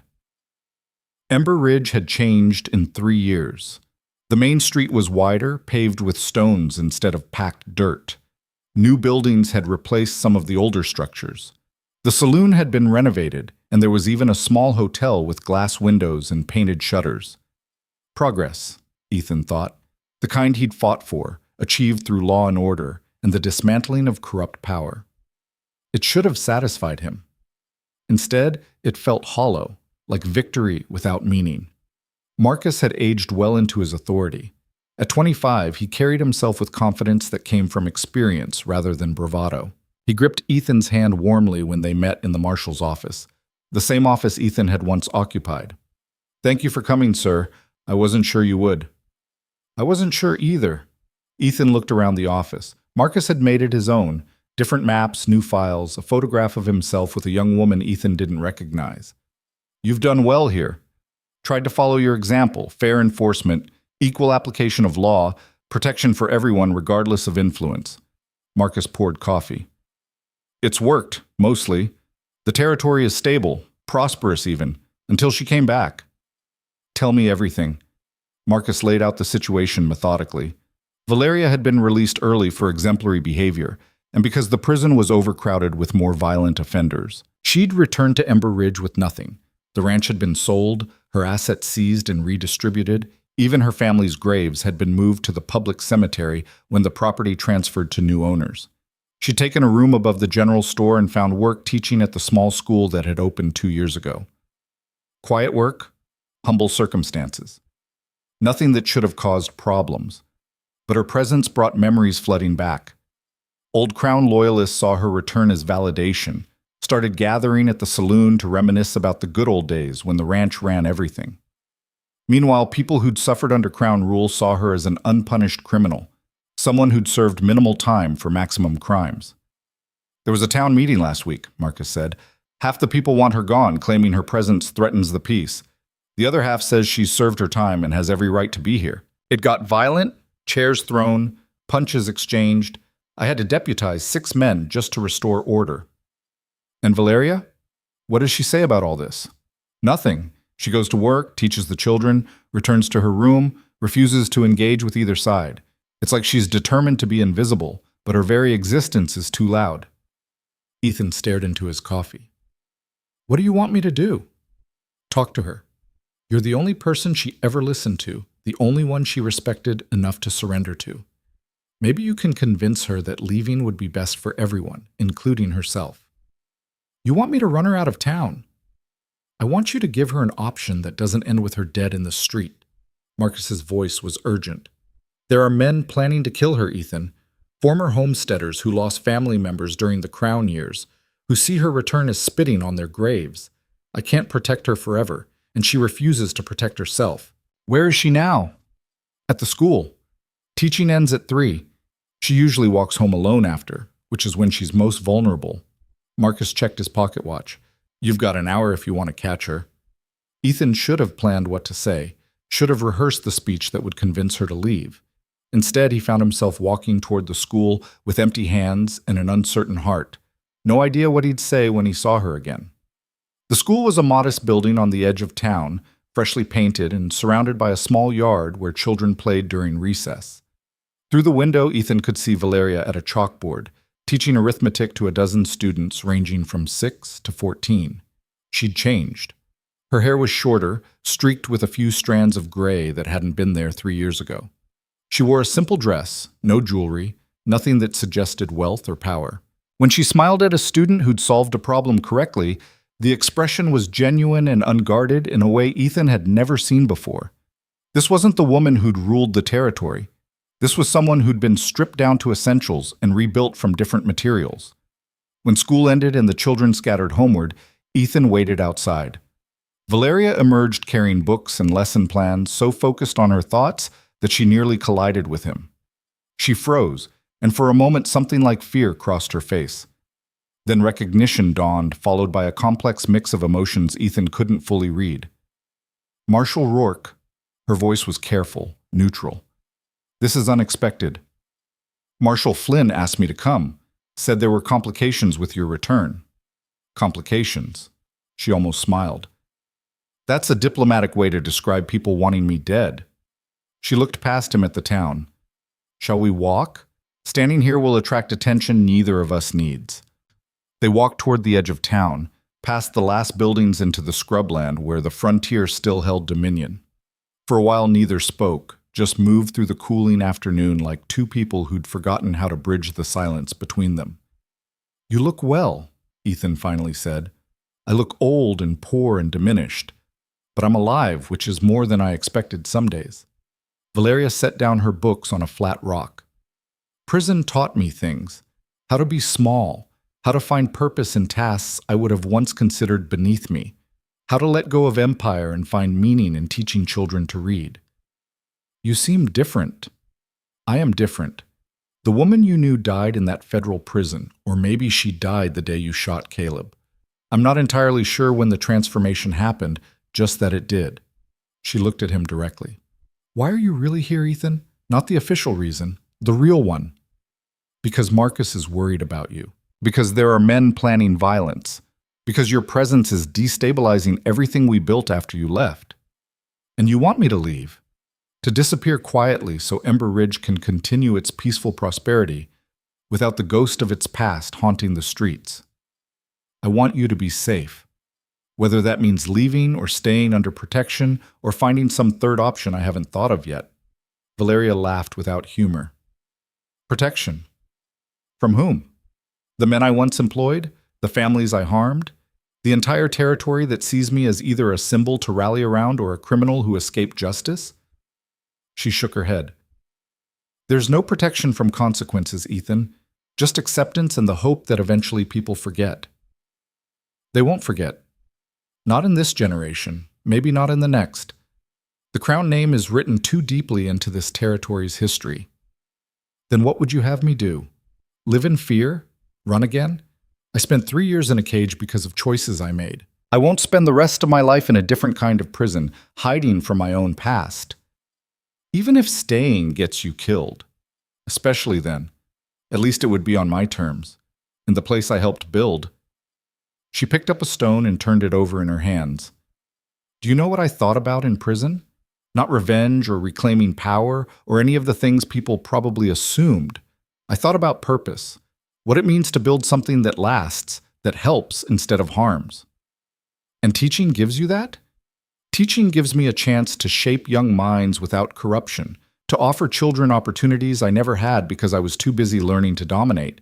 It's small work compared to running an empire, but it's honest, clean, maybe even redemptive, though I've given up hoping for redemption. Ethan sat beside her on the rock. The territorial governor is considering an order of exile, forcing you to leave Ember Ridge for the sake of public peace. He has that authority? In cases of ongoing public danger, yes. Marcus has been resisting it, arguing you're not the danger. The people reacting to you are. But if the violence escalates, he'll have no choice. So I leave or I'm forced out. Either way, I lose the one place I've ever called home. Valeria's voice was steady, but Ethan heard the pain beneath. How fitting. I took homes from others through fraud and intimidation. Now the same is done to me through legal means. Perfect symmetry. It doesn't have to be this way. There are other territories, other towns where you could teach and build a life without the weight of history crushing everything. Run away and start over. That's very American of you. She stood and faced him. But I'm tired of running, Ethan. From consequences, from pain, from the truth of what I was and what I've become. This is my home, for better or worse. If they want me gone, they'll have to carry me out. That's not courage. That's suicide. Maybe there's less difference than you think. She picked up her books. I appreciate you coming all this way to warn me. But I made my choice when I returned. I knew the risks, knew people would hate me, knew I might die for the sins I've committed. And I came anyway, because hiding felt more like death than any bullet could manage. She started walking back toward town, and Ethan followed, his mind racing through options and outcomes. He could arrest her for her own protection, claim some obscure law that would justify holding her in custody. He could work with Marcus to arrange forced exile, removing her from danger whether she consented or not. He could even help her disappear, provide money and papers, and a clean start somewhere far from Ember Ridge. But all of those options required Valeria to be someone she no longer was. Someone who would accept others making decisions for her, who would prioritize safety over principle, who would run rather than face the consequences of her choices. The woman walking beside him had been dismantled and rebuilt in prison. She'd emerged harder in some ways, softer in others, but fundamentally changed from the person he'd once known. And that person wouldn't bend, wouldn't compromise, wouldn't surrender again. They reached her boarding room as twilight settled over Ember Ridge. The general store was closing, the proprietor giving them both nervous glances before locking up and hurrying away. Will you at least take precautions? Ethan asked. Vary your routine, accept protection, carry a weapon. I vary nothing because I have nothing to vary. I go to school, I teach, I come home. That's my life now. She climbed the external stairs to her second-floor room. As for weapons, I've caused enough violence. I won't add more, even in self-defense. That's foolish. Probably. But I'm entitled to my foolishness, just as you're entitled to your righteousness. At the door, she paused. Are you staying in Ember Ridge? For a while. Until this resolves one way or another. Then I suppose I'll see you around. Try not to arrest anyone on my behalf. I've caused enough disruption to your sense of justice for one lifetime. She went inside, closing the door with finality that felt too much like goodbye. Ethan stood in the gathering dark, feeling the weight of impossible situations and the terrible certainty that this would end badly no matter what he did. The violence came 2 nights later. Ethan was staying in the small hotel, unable to sleep, when gunfire erupted from the direction of Valeria's boarding room.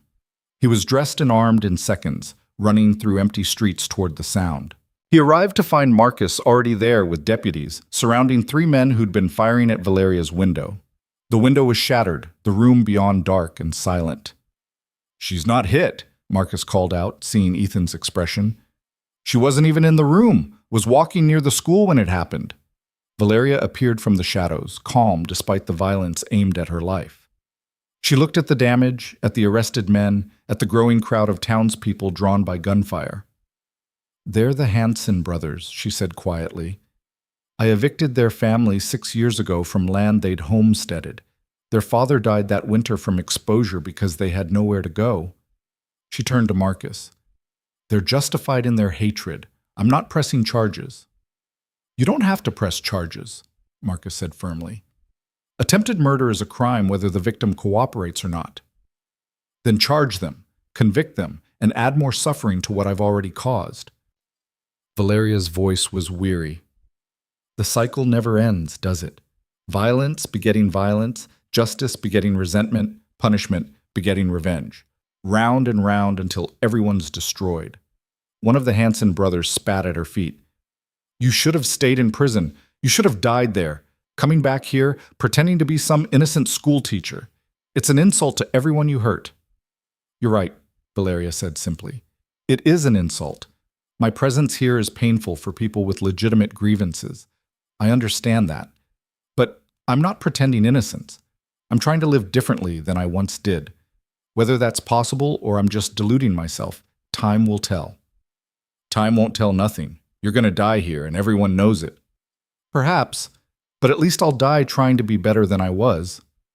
Marcus took the Hanson brothers away, and the crowd dispersed slowly, leaving Ethan and Valeria standing in the street among shattered glass and bullet holes. You can't stay, Ethan said. This was a warning. Next time they won't miss. Next time I might not be lucky enough to be elsewhere, yes. Valeria looked at her ruined window. But running won't change anything. The hatred follows me regardless of location. At least here I understand it, can face it directly. That's not bravery, that's accepting murder. Maybe I deserve it. Have you considered that? She turned to him, her face pale in the moonlight. 3 people died because of my family's actions. Dozens more were hurt, displaced, impoverished. Caleb is dead because of the environment I created. Maybe the universe is trying to balance the scales, and I'm standing in the way of cosmic justice. Ethan grabbed her shoulders, forcing her to look at him. You served your time. You've changed, genuinely changed. You don't have to die to prove you've suffered enough. Don't I? What if the only way this territory truly heals is by having my blood feed the same ground my family stole? What if my death is the price of peace? That's not how justice works. No, it's how mercy works. Offering myself up so others can have closure, can stop living in the shadow of crowned crimes. She pulled free from his grip. I'm not asking you to understand, Ethan. I'm just asking you to let me make my own choices, even if they seem like suicide to you. I can't watch you die. Then leave. Go back to wherever you were before Marcus called you. Let me face my consequences without the complication of your conscience. She walked away, leaving him standing in the street with broken glass crunching under his boots, and the sick certainty that she was right. His presence was complicating everything. But he didn't leave. Couldn't leave, even though every rational instinct said he should. Over the following days, Ethan worked with Marcus to establish protection for Valeria, whether she wanted it or not. Deputies escorted her to school. Guards watched her boarding room. Patrols increased throughout town. It helped, temporarily. The most obvious threats were deterred. But Ethan knew from experience that determined killers would find a way, and Valeria's refusal to cooperate made protection nearly impossible. Then the territorial governor's order arrived. Effective immediately, Valeria Crowne was banned from Ember Ridge and surrounding territories for a period of 10 years, on grounds of public safety and civil order. She had 1 week to settle her affairs and leave. Marcus delivered the order personally, his face showing how much he hated doing it. Valeria read it without emotion. Where am I supposed to go? Anywhere outside territorial jurisdiction. California, Texas, back east. The order doesn't specify, just that you can't be here. So I'm exiled from the only home I've ever known, sent wandering like some biblical figure cast out for sins. She set down the order. At least they're honest about it being exile rather than pretending it's for my own good. It is for your own good, Ethan said. He'd been there when Marcus delivered the order, unable to stay away. People want you dead here. Somewhere else, without the history. You could actually live. Live as who? Valeria Crowne can't escape her name any more than you can escape yours, Marshal. We're both defined by what we've done, prisoners of our own histories. She stood and moved to the shattered window, still unrepaired. But you're right. Staying here just guarantees more violence, more suffering, so I'll go. I'll leave and let Ember Ridge heal without my presence poisoning everything. When? Marcus asked.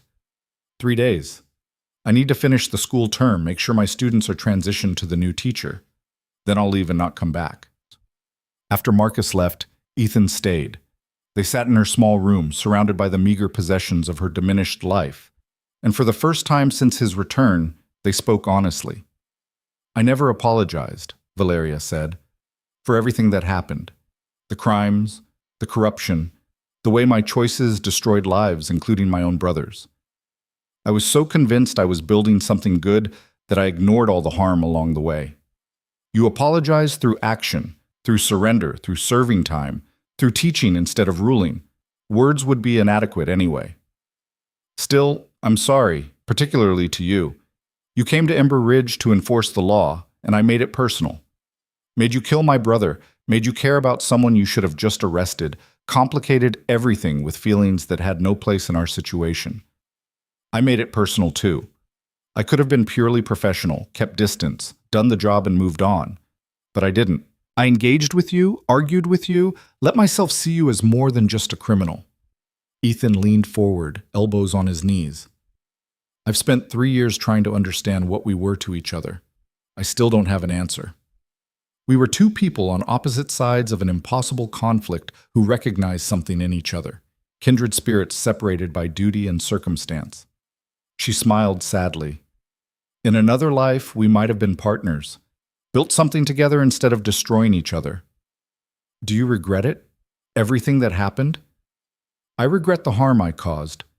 I don't regret meeting you, knowing you, learning from you. You showed me what integrity looks like even when it's brutal. That's a gift, even if it came wrapped in destruction. They sat in silence as the night deepened, two damaged people finding momentary peace in honesty. Eventually, Ethan had to leave.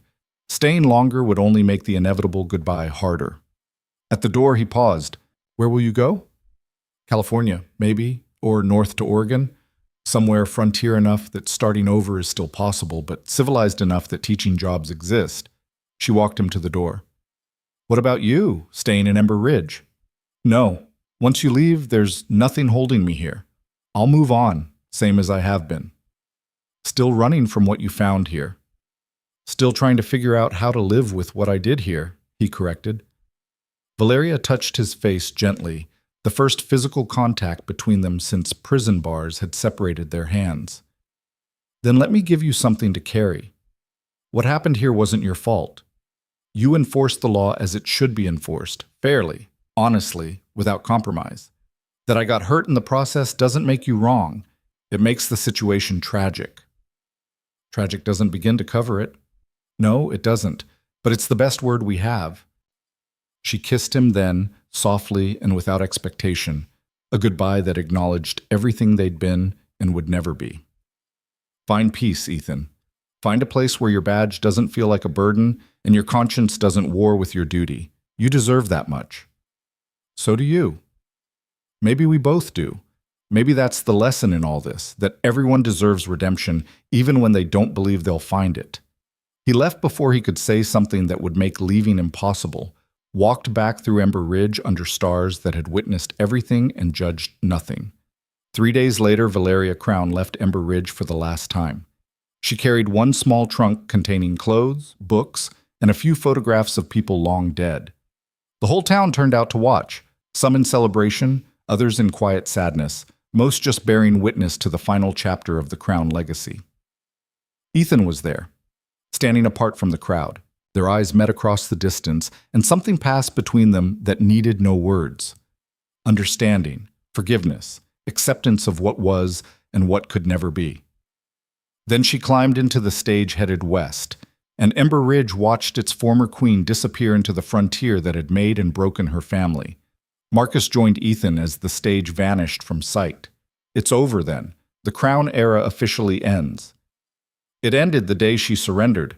This is just the epilogue. What will you do now? Same thing she's doing. Move on. Try to build something better from the rubble. Ethan turned from the empty road. The territorial appointment is still open if you want to recommend me. Marcus looked surprised. I thought you were done with law enforcement. I thought so too, but 3 years of drifting taught me that I'm not good at anything else. And maybe instead of running from what happened here, I should learn from it. Be the kind of lawman who understands that justice and mercy aren't opposites. That sounds like growth. That sounds like desperation disguised as growth. But I'll take it. They walked back toward the marshal's office together, two men shaped by conflict trying to figure out how to build peace. Behind them, Ember Ridge continued its daily life, the Crowne shadow finally lifting after 8 years of dominance and 3 years of haunting. The frontier moved forward, as it always did, carrying new stories and burying old ones beneath dust and distance. 6 months later, Ethan received a letter postmarked from Sacramento, California. The handwriting was familiar, though the return address wasn't. Marshal Rourke. I'm writing from a small town outside Sacramento where I found work teaching at a mission school. The pay is modest, the children are challenging, and nobody here knows who I was or what I did. It's closer to peace than I expected to find. I wanted you to know that I'm well, that the exile, painful as it was, gave me the fresh start I needed without realizing I needed it. Here, I'm just Miss Crowne, a teacher with a mysterious past that people are too polite to inquire about. I can build something clean without the weight of empire crushing everything. I hope you found similar peace, whether in Ember Ridge or wherever your path has taken you. You deserve it, not because you were perfect, neither of us was, but because you tried to do right, even when right was complicated and costly. I think about our time together sometimes. The battles, the conversations, that night in the line shack when we were briefly honest about what we felt. I don't regret any of it, even the painful parts. You changed me, Marshal, made me see what I'd become and gave me the chance to become something better. If our paths ever cross again, and the frontier is smaller than it seems, so they might, I hope we can meet as friends rather than adversaries. I think we've earned that much.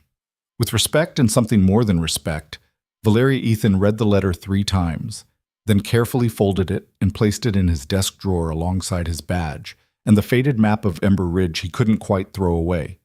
He was working as a federal marshal now, stationed in Wyoming territory, bringing law to places that had never known it. The work was familiar, investigating crimes, arresting criminals, testifying in court. But he did it differently than before, with more awareness of complexity and cost, more willingness to see people as more than just lawbreakers or law-abiders. Some called it wisdom. Ethan called it scar tissue, the necessary thickening that came from being broken and poorly mended. He didn't write back to Valeria, not because he didn't want to, but because some conversations were better left unfinished. They'd said what needed saying in Ember Ridge. Anything more would be indulgence, a refusal to accept that their time together had ended. But he kept the letter, and sometimes when the weight of the badge felt too heavy and the cost of justice too high, he'd read it and remember that growth was possible, that people could change, that even the worst mistakes didn't have to define everything that came after. Years passed. The frontier continued shrinking.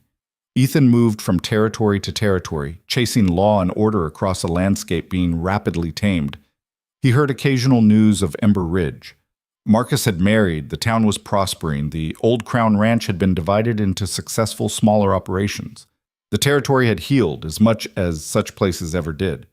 He never heard news of Valeria, which he took as a good sign. If she'd run into trouble, if her past had caught up with her, word would have spread through law enforcement channels. Her silence meant she was living quietly, teaching children, building the peaceful life exile had forced upon her. On his 50th birthday, Ethan received an assignment that brought him full circle.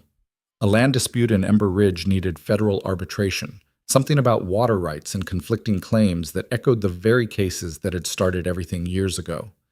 He rode into town on a spring morning, the landscape achingly familiar despite the changes. The telegraph office was new. The hotel had expanded.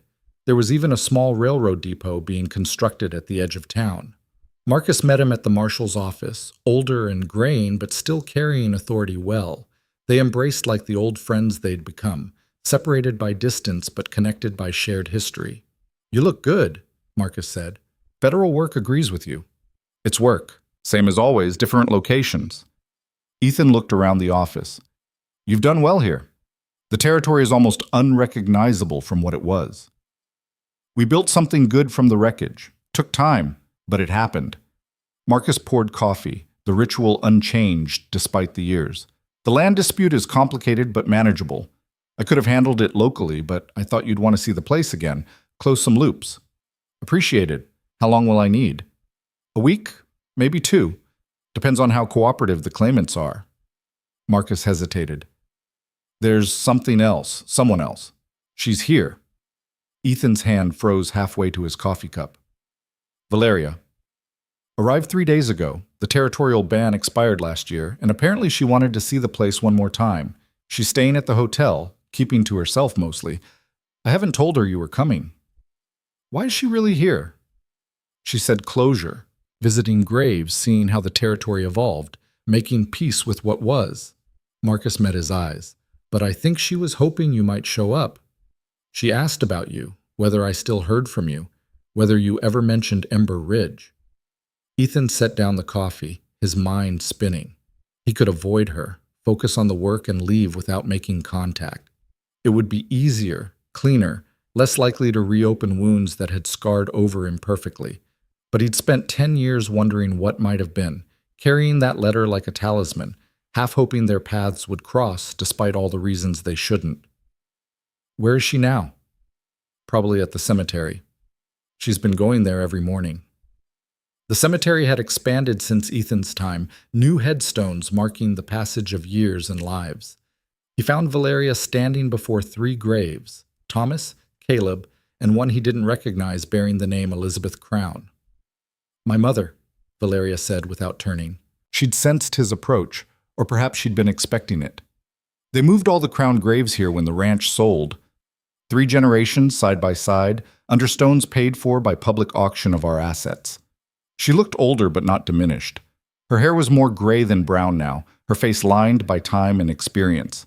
But she stood straight, her eyes clear, carrying herself with the quiet dignity of someone who'd made peace with complicated truths. "Ethan," she said his name like a prayer and a question. "Marcus said you were coming. I hoped it was true. I hoped you'd be here. Feared it too, but hoped more than feared."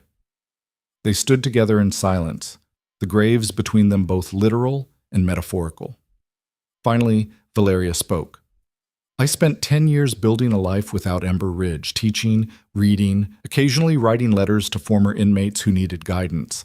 It was good work, meaningful work, but it always felt incomplete, like I'd left something unfinished here. The same thing I left unfinished? Maybe. Or maybe just the need to see with my own eyes what came from all the destruction." She gestured toward the town visible in the distance.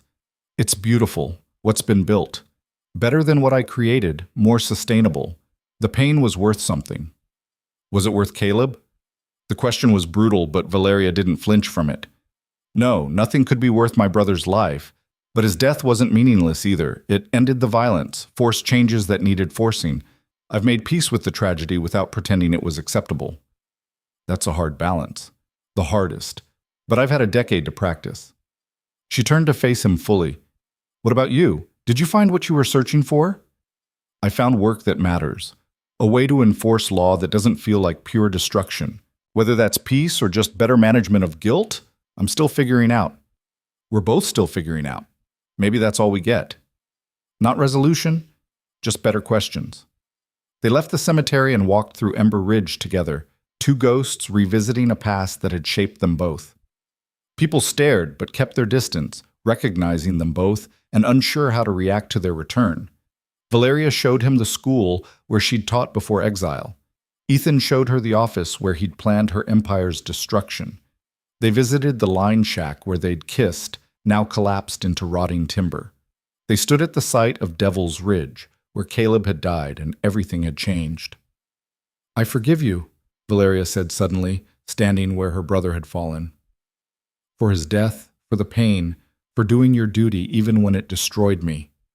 I forgive you completely and without reservation. Ethan's throat tightened. I forgive you too, for the crimes, for making me care, for being complicated when simple would have been easier. We're quite the pair, two people forgiving each other for things that needed to happen. Maybe that's the only kind of forgiveness that matters, the kind that acknowledges necessity while mourning cost. They returned to town as sunset painted the sky red and gold. At the hotel, Valeria paused. I'm leaving tomorrow, going back to California, to the life I've built there. But I'm glad I came. Glad I saw you one more time. I'm glad too. Ethan took her hand, holding it between both of his. You asked in your letter if we could meet as friends. I'd like that. To carry you forward as someone I respect and care about, not just someone I fought against. Friends, then, across distance and years and everything that happened. She squeezed his hand. Will you write? Occasionally when the work isn't too heavy and you have time to think about old conflicts and older friends? I will. And you'll write back. Tell me about the children you're teaching and the peace you're building. I promise. They stood there in the gathering dark, hands joined, saying goodbye to what they'd been and hello to what they might become. Not lovers. That ship had sailed and sunk years ago. Not enemies. They'd moved beyond that. Just two people connected by history, scarred by conflict, trying to forgive themselves by forgiving each other. Valeria left the next morning, and Ethan stayed to finish his work. He settled the land dispute with Solomon-like wisdom, dividing rights fairly and ensuring all parties felt heard, if not completely satisfied. Marcus praised his diplomacy, but Ethan knew the real skill had been learned in Ember Ridge years ago, the understanding that justice and mercy weren't opposites, but partners. Before leaving, Ethan visited the graves one final time. He stood before Caleb's headstone and spoke words no one else would hear. I'm sorry I couldn't save you. Sorry your life ended violently and young. But I'm not sorry I protected Marcus, and I'm not sorry I enforced the law. I hope wherever you are, you understand the difference. Then he rode out of Ember Ridge for what he suspected was the last time, carrying letters from Marcus and memories of Valeria and the quiet satisfaction of knowing that some circles could be closed even if they couldn't be perfected. The frontier stretched before him, smaller now, more civilized, but still offering work for men who understood that law and order were ongoing projects, never finished but always necessary. Behind him, Ember Ridge continued its evolution from lawless territory to prosperous town. The crown's shadow was finally gone, replaced by sunlight and possibility.